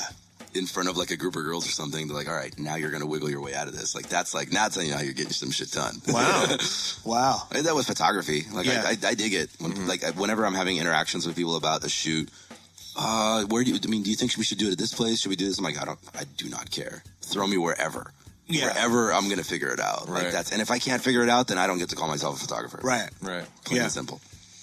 Oh man, straight up, dude. Okay, so let's bring you up to like, so you're here now. Mm-hmm. In fact, you just told us right before this shit. You're like, yo, I just finished an album. Yeah, I did. What is this album? So it's called Amnesia. There's 8 tracks. Yeah, it's an EP. Yeah. I have more. I actually had like 20 for it, but God damn. I just cut them all back. I cut 12 tracks because it's either not saying what I want, because I made some that came out really good. Yeah. But I just sounded like, I just sounded over the top, like saying shit like I fucked your bitch, you know what I mean? Yeah. Because I did, you know what I mean? Yeah. But I just made the track and it oh no. That's awesome. So I wanted to attempt at just like arriving at like this sound, you know what I mean? I just wanted to finally finish something. My last album got dropped in 2014. Yeah. I mean, I've done mixtapes, I got a lot of projects out, but I'm just talking about like Spotify, iTunes type of thing. Oh, actually, I lied. I just dropped another album with a guy named Karma. I totally lied to space. I dropped like a 14-track LP. But that's how much I'm working. I don't even get to dwell on my last album. I'm just trying to like But this is your solo shit. Yeah, this is solo. Yeah. So this is an EP, and I have a couple features on it. Yeah. One's Peaky. Oh, tight. So I went to London, and I actually flew from Cali to London. Yeah. I met up with my homie Peaky, who lives in the UK. He's been over to my pad in Cali. Yeah. We shot videos, did a bunch of shows together with They know him on the show. Yeah. We had a period where we had every show were like days when we haven't mentioned Peaky. Yo, give us a quick update on Peaky. How's Peaky doing? You know what? Peaky is just staying busy out there, you know what I mean? Yeah, basically, he's making music, and he's busy working, and I was only there for a couple of days, and I was on a vacation. Yeah. I went to Paris with my friends, my 2 homies, and then I just connected the dots and reached out to him through like Twitter direct message, and it ended up working out. It was crazy too because he came out with this song On the South Side, I think. Yeah. And the producer, Boogie Pro. Yeah. I heard this beat and I was just like, damn, that is the sound that I'm fucking with. That is the coolest thing ever. So like, I had this I gave this dude a buzz, you know what I mean? Just because the producer. Yeah. So anyways, the plan was Peaky connected me to the producer. I said, is there any way I could meet him? And he said, yeah. So he arranged it. He met me on train and we went to this guy's house. Yeah. So I saw him for like a day, maybe 2 days or something. And then we sat in a room. We smoked this weed called they call it Amnesia. Yeah. Ammy. That's what my album's called, Amnesia. Yeah. It's because I thought of that when I was smoking the Ammy in London, and I'm having this amnesia because I'm back with my homie Peaky, like chilling, smoking, but we're in London. And it's just so crazy. Like right then, dude, I was so stoned, and actually I was like scared stoned because like the whole city's on watch. Yeah. Like the whole city's on like this weird police radar thing where like if you go faster than a certain mile an hour, you will get a ticket. Oh, it is a big brother city. There's cameras on every corner of London. In London, London specifically. Yeah. Mm-hmm. London is the most videotaped city in the world. Yeah. To the point where there was actually a band that made their music video by performing randomly on the street and filing a release of documents act with the government and got all the footage and cut it together and had a video out of it. Wow, that's genius. That's genius. Shout out to them. Yeah. What a gimmick. I guess their music wasn't good enough to blow up though. Wow. Okay. Wait, okay, so you're there. Police state. Yeah, police state, smoking the weed. Oh yeah, so I smoked the weed, whatever. We were in this hostel By the way, was the weed like that? Was it that good that you were like, holy shit? You know what? They explain it like the nutrients that we have over here is a certain nutrient. We use certain type of water, pH, certain type of lights. You know what I mean? Shit's just different. They're probably different nutrient, different soil, different seed, different. Yeah. So I feel like the amnesia almost had like this weird afterburn. Like I got super like drowsy, like, or not drowsy, sleepy, but like dazed, you know? Yeah. Like foggy, like my brain was foggy, you know what I mean? Whoa. I heard the weed there sucks. It wasn't that it was so bomb. I'm just telling you how it made me feel. Yeah. It made me feel like amnesia. Yeah. So then I was walking around the streets and like it was a bomb sativa too.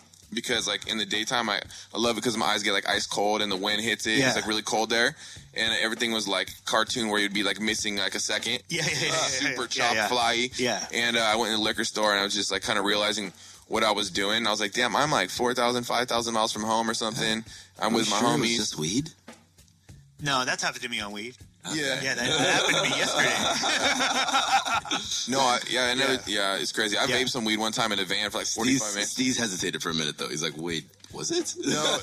Like you know, like the way you were talking about, like you're missing like a second. Right. Like I've had plenty of weed like that. Yeah. Some bomb shit, and it just hit me different. Maybe because I was like jet lagged and I'm over here. I didn't smoke for a week. And I think it was just probably what you were saying. Like I hadn't really thought about that.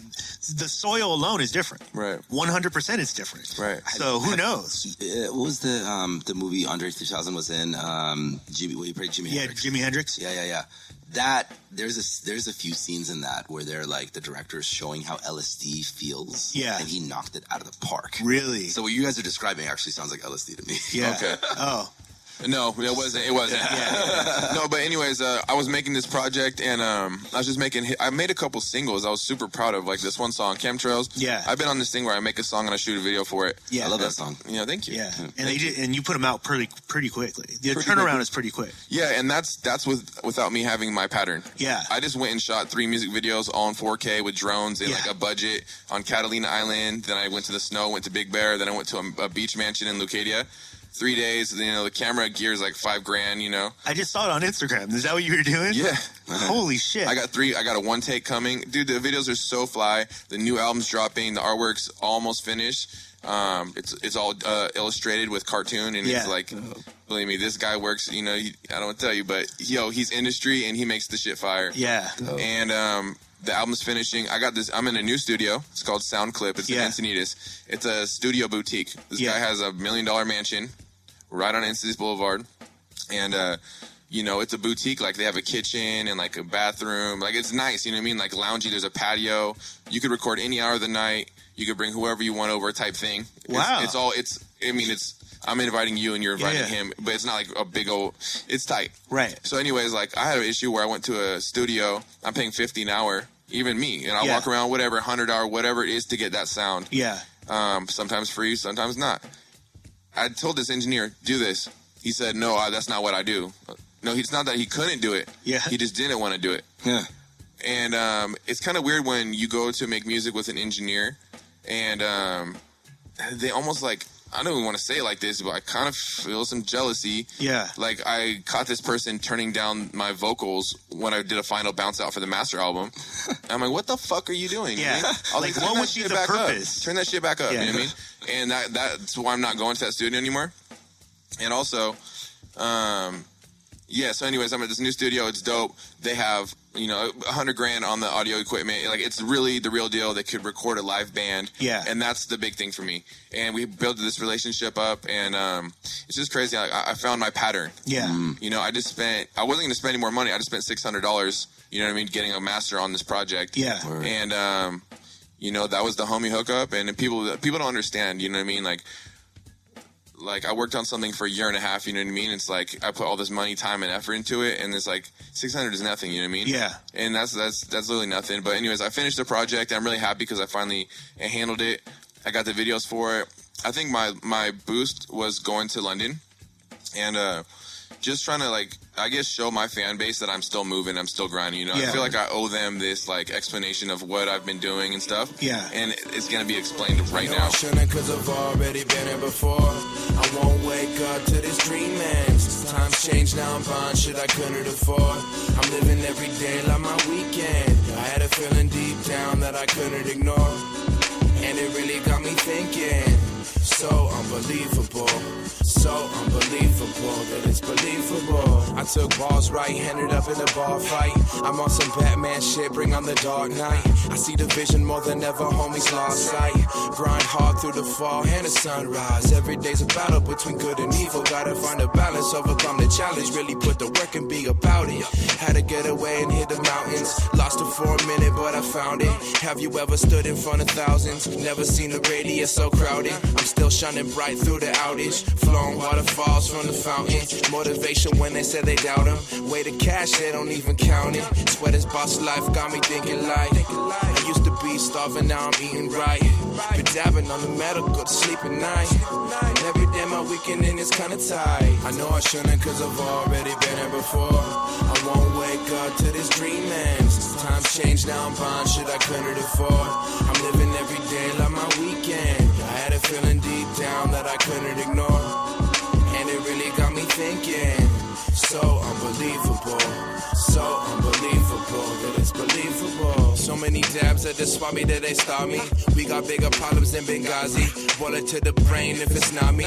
Loyalty ingrained in the veins. We don't interchange, never drop a name. Just saying that shit is lame. This is not a game. Who you playing? I've been the same. Never did I change. Let it rain and feed the brain. We all grow. Even if the roots don't show, and the roots don't show. There's more to life, stand mortified. Do we wait for more to die before we organize? Military overdrive, overtaking borderlines. How to be the oil field, blinded by the money still for real, yo. Independent, probably never sign a deal, though.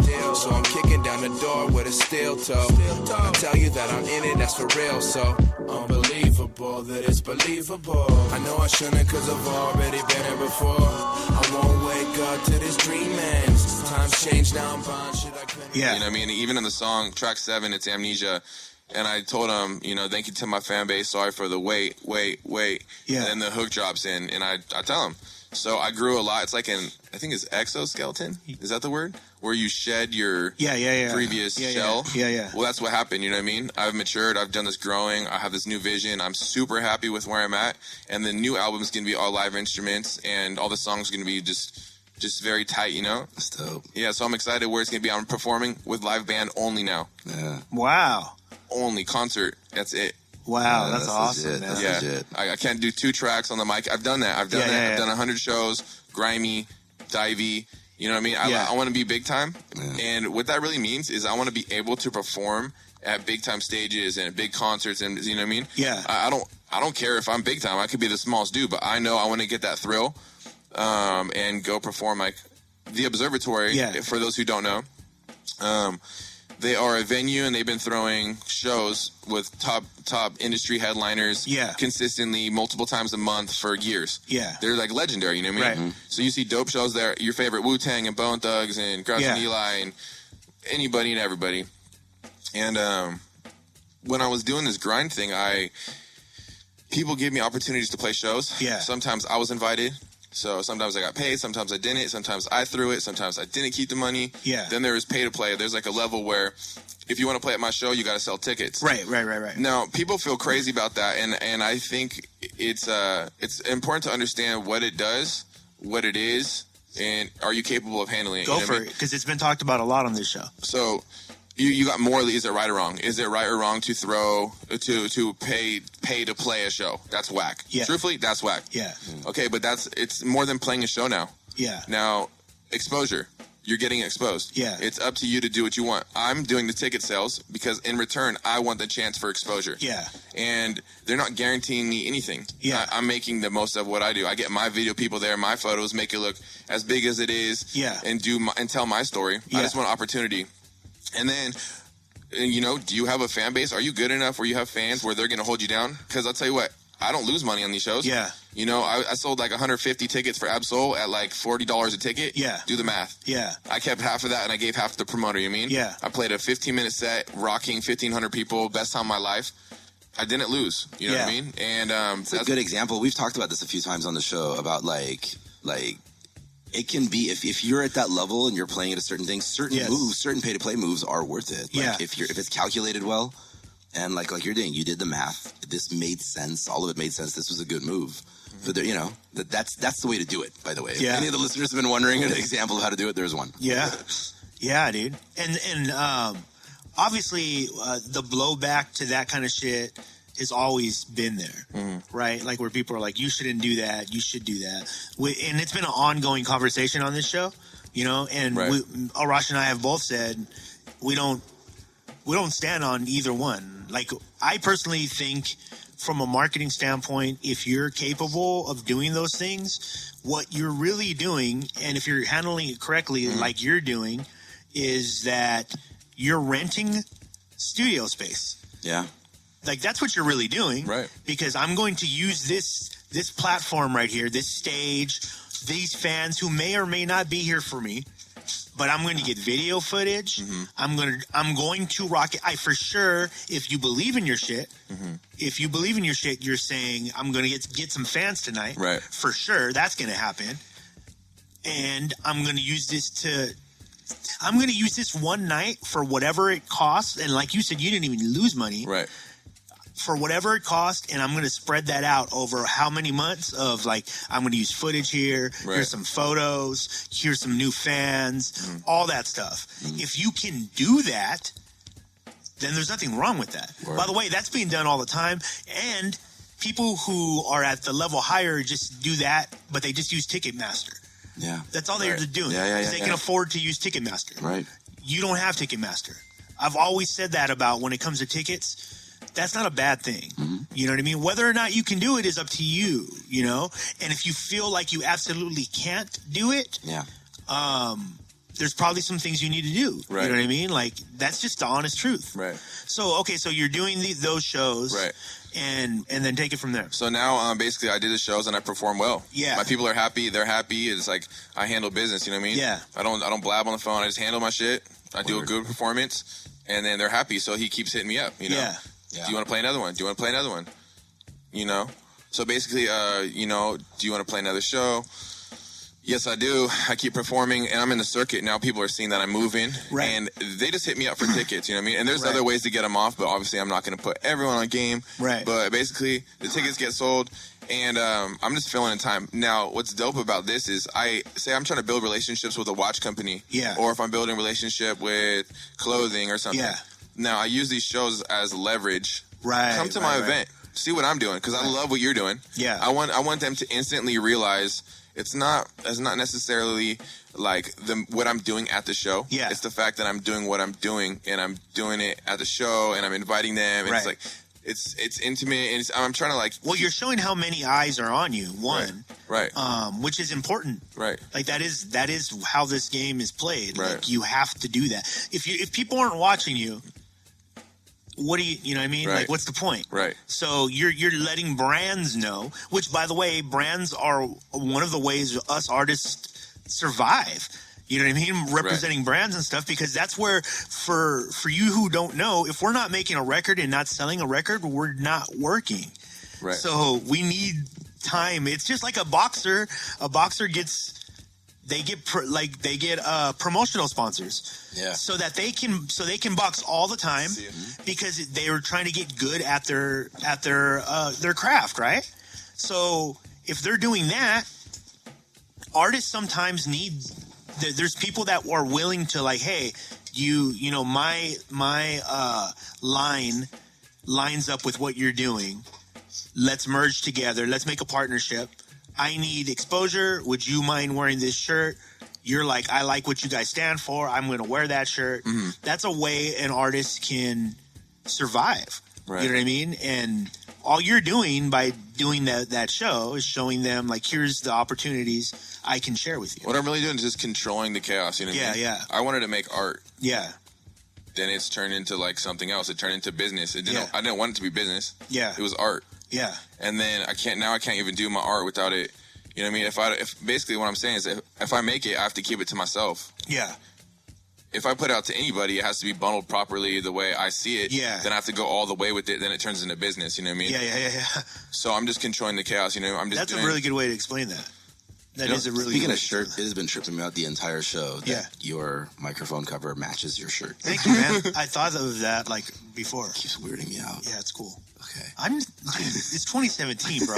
Word. We're taking it to new levels. You've been dropping that 2017 I'm also. telling you, dog. You were excited about 2017. Dude, I had a really dope meditation session right before the show. Yeah. I fucking felt a bunch of energy, handled a bunch of business on the way over. Yeah. It's a good day. Were you doing what kind of meditation? I just try to clear my mind. You were doing that version of it, right? That had No. You were that for a minute, weren't you? Yeah, I did that for a minute. What was that called? Transcendental. Yeah, like right now, all I'm doing, and there's a bunch of names for it, but I'm just trying to shut off my mind. Yeah. Like that's it. Yeah, mindfulness. Meditation. Yeah. That meditation thing. When I was in London, I went to this. It was this talent show thing. It was crazy. It was at a closed down gay bar. Yeah. You had to get key lock. Each person, nobody was supposed to know about it. And basically, they had different performers. They had one German girl doing like interpretive dancing. Yeah. They had another lady doing meditation for 45 minutes on the gong, and she was doing this deep sound therapy. And we sat there and listened for 45 minutes while she played it, and just like zoned. And What? Yeah, it was the most epic thing ever. And people were with it. They were like, "This." Everyone was dead silent. That's super and totally vibing. There's 150 people dead silent, and everyone's vibing. And that show ended up being sweet. There's a guy from the British Orchestra playing, singing and playing a guitar. Yeah. Very like original. Yeah. That's the best way I could say it. And he was really smooth on his delivery, and like it was just a lot of talented people. Me and Piki, we actually performed. He had a set. He performed with the gong. He was playing the vibes while he was rapping. What? And then I went on there and we did treat together. Yeah. We went upstairs and then we were all just like smoking, and there was like a full bar upstairs. Yeah. And then they just opened it for us, and we were just smoking and drinking, and that's dope. And just enjoying London. Okay, so what got you to the album that's about to come out? What got me there was because you dwindled it down. You said you dwindled it down to 8 tracks. Mm-hmm. Some of the songs weren't representing what you wanted to put out. Now you have these 8 tracks. Mm-hmm. The concept, amnesia. Mm-hmm. Is it about that moment or just the general feeling of like? It's a feeling. Yeah. I feel like I have amnesia. This EB to me is like something that should have been out. I feel like it's been out, but it hasn't been out. Yeah. Like it's so old to me, but it's gonna be so new to them. Yeah. That it almost feels like Groundhog Day. Yeah, I just want to get this one out. I'm not rushing it. This has been a year and a half. It's been thought out. Yeah. Chemtrails, the song. Yeah. Talking about chemtrails. Yeah. Acid Rain. Yeah. Talking about Acid Rain. Yeah. Whatever. Fly Away. I'm talking about my trip to Europe. You know what I mean? How I really just want to fly away. Yeah. I told him on this line. I said, I don't need your likes and approval. My life is a loophole. The light in the night when the moon's full. Yeah. So basically tell him like I am that 1%, and it's not because I chose to or I think I'm better than anybody. It's just how it's working out. I'm just playing my cards. Yeah. Back to the corn story. Yeah. Where I was sprinting the field. Yeah. I'm just continuing life like this until it's not like this. Yeah. Finding your flow. Mm-hmm. That's awesome, dude. When's the album come out? The album, it will be out in March 100%. Okay. On iTunes and Spotify, all that 100%? Yeah. Oh, shit, we got an exclusive right now. Oh, yeah, it's going to be out. I wanted to do it March 1st on my birthday, but today is February, what's today? 3rd, 4th, or 5th, or 6th? Today is the 5th. Yeah. The 5th. It doesn't matter, though. This show isn't going to come out today. Yeah. Oh, shit. Yeah. Funny. Yeah, that's all relevant because when I submit the album, it needs to clear on iTunes. Yeah. You know what I mean? And I don't know if my, March 1st. You need to line it up. I hear you. Yeah, I don't know how long it takes. I don't want to say it's going to be out March 1st and it comes out the 19th. Fucking iTunes, guys. You know what I mean? I'm looking. So I'm just going to say March. I'm going to try to do the most available date. Because the date doesn't matter to me, like the 2nd, the 3rd, the 4th. It doesn't matter at all. What I have to put out is there. And I have the videos to back it up. Each video is going to have, a link for the album, and it's just going to, boom, boom, boom, and just let the album get out. Because I haven't been heard, you know? What's 100,000 to 100 million? You know what I mean? And now more than ever, I, changed my consciousness and being awoke and aware and how I'm feeling and, what life is, you know what I mean? Yeah. And not lying to myself and making the right decision when no one's looking. Yeah. Just self-love, self-accountability. And, I almost want to say, sorry in a sense just for, being ignorant to life, you know what I mean? Whatever. But then again, I don't owe apology to anybody, but that's how I'm feeling, Yeah. I accept your apology. Thank you. Thank you. That's super dope. You know what I mean? And I basically shed this shell and basically killing my ego, you know what I mean? Yeah.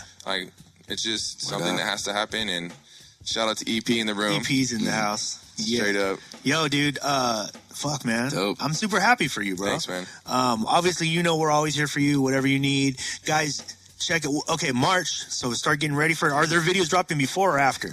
It's gonna drop same time. Same time. So everything at the same time. Yeah, you can get you watch the music video, and then that day the album's available online through the iTunes. That's awesome, dude. So in March.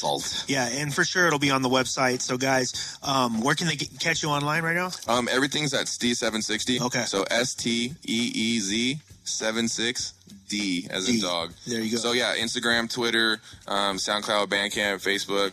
Type in Google, you'll get music videos, YouTube, everything. Subscribe to the YouTube though, because I'm going to be releasing exclusive content just to my YouTube. Okay. I'm going to be building up my channel. Yeah. And I'm doing more I've been doing more vlogs and in the day and in the studio and behind the scenes, Okay. And I feel like that stuff's the stuff I really want people to see. Yeah. I'm going to have the music videos, the official ones, but I'm definitely going to give you You're more. Gonna fill in the blanks. It's gonna be more intimate, I want to connect better with my fans. I appreciate them more than they ever know, and I want to just interact with them and take their feedback. The only reason I am who I am is because of them. Yeah. You know what I mean? Yeah. I take the feedback I hear on the songs. Don't sing, or I like this beat, or I take that into he liked the boom bap beat. Oh, this guy doesn't like the hook because da da da. You know what I mean? And so I don't take everything you're saying. Yeah, but it's present. And I'm conscious of it, but I still do me. Yeah. Off vibes, off what I'm feeling. But yeah, everything's at Steez760.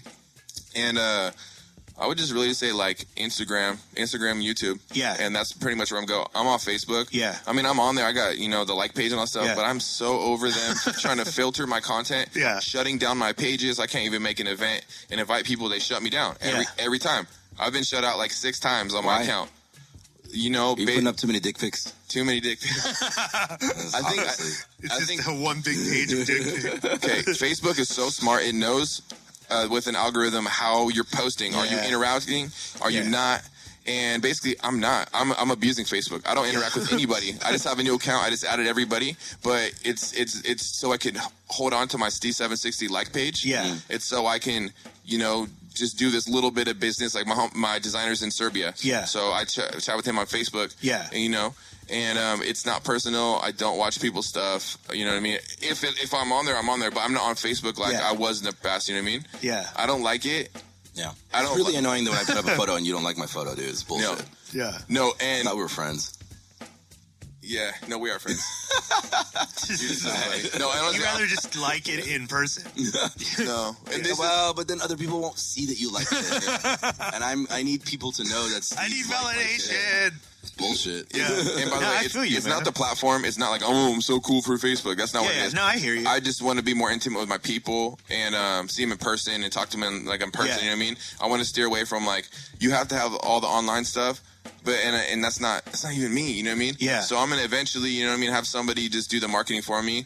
My website is coming out. I just parked my domain again. Yeah. But it's Steez760.com. Yeah. It's gonna have a timer for new albums dropping, music videos dropping, and I'm gonna give them timers. You know what I mean? Yeah. I'm already 3 videos ahead, working on my 4th, which is even more dynamic than the 3 all together. Yeah. And I want to give them something to look forward to. In 32 days and 17 minutes, this video's dropping. Yeah. And have 3 timers. You know what I mean? Yeah. This one's gonna drop, this one's gonna drop, and just keep that hype going. Yeah.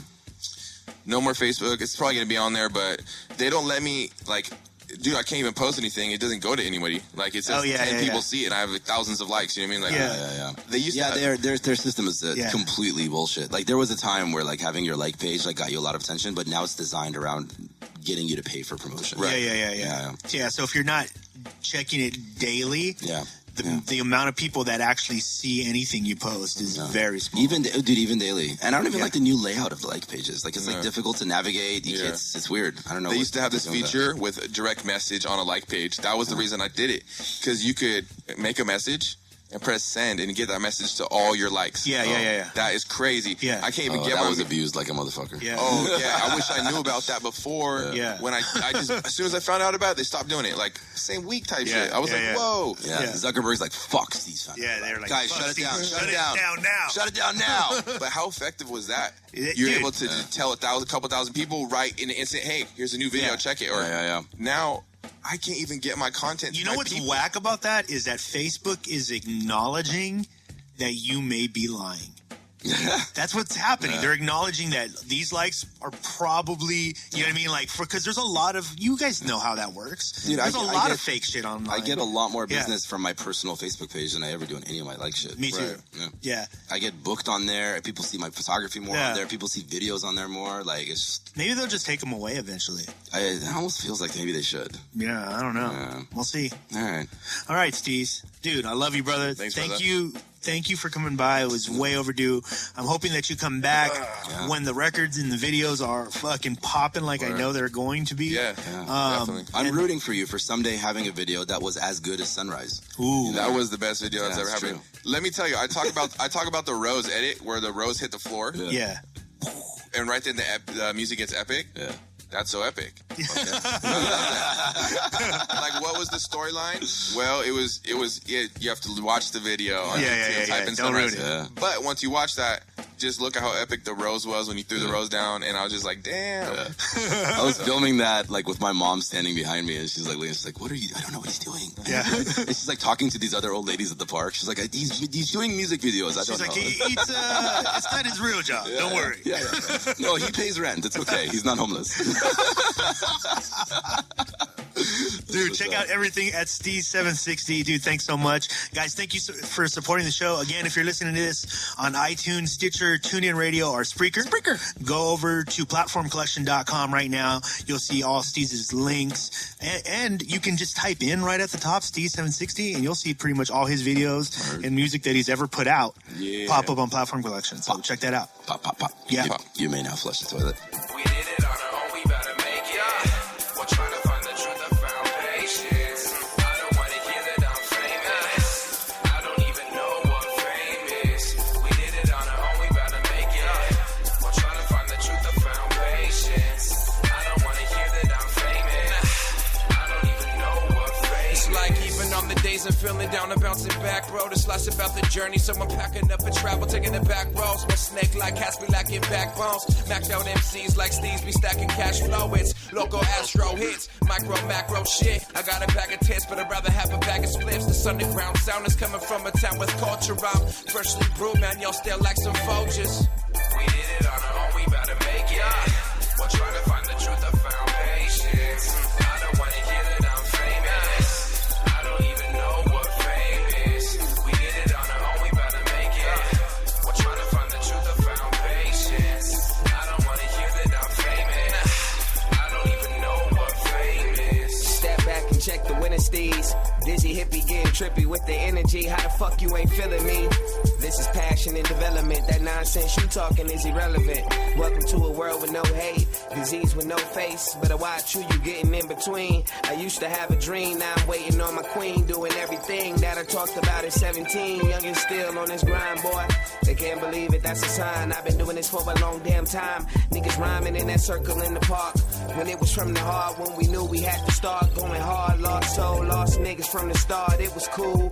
I just learned that every winner gotta pay the dues. Niggas choose to sell out. Coast to coast, nigga, we let out.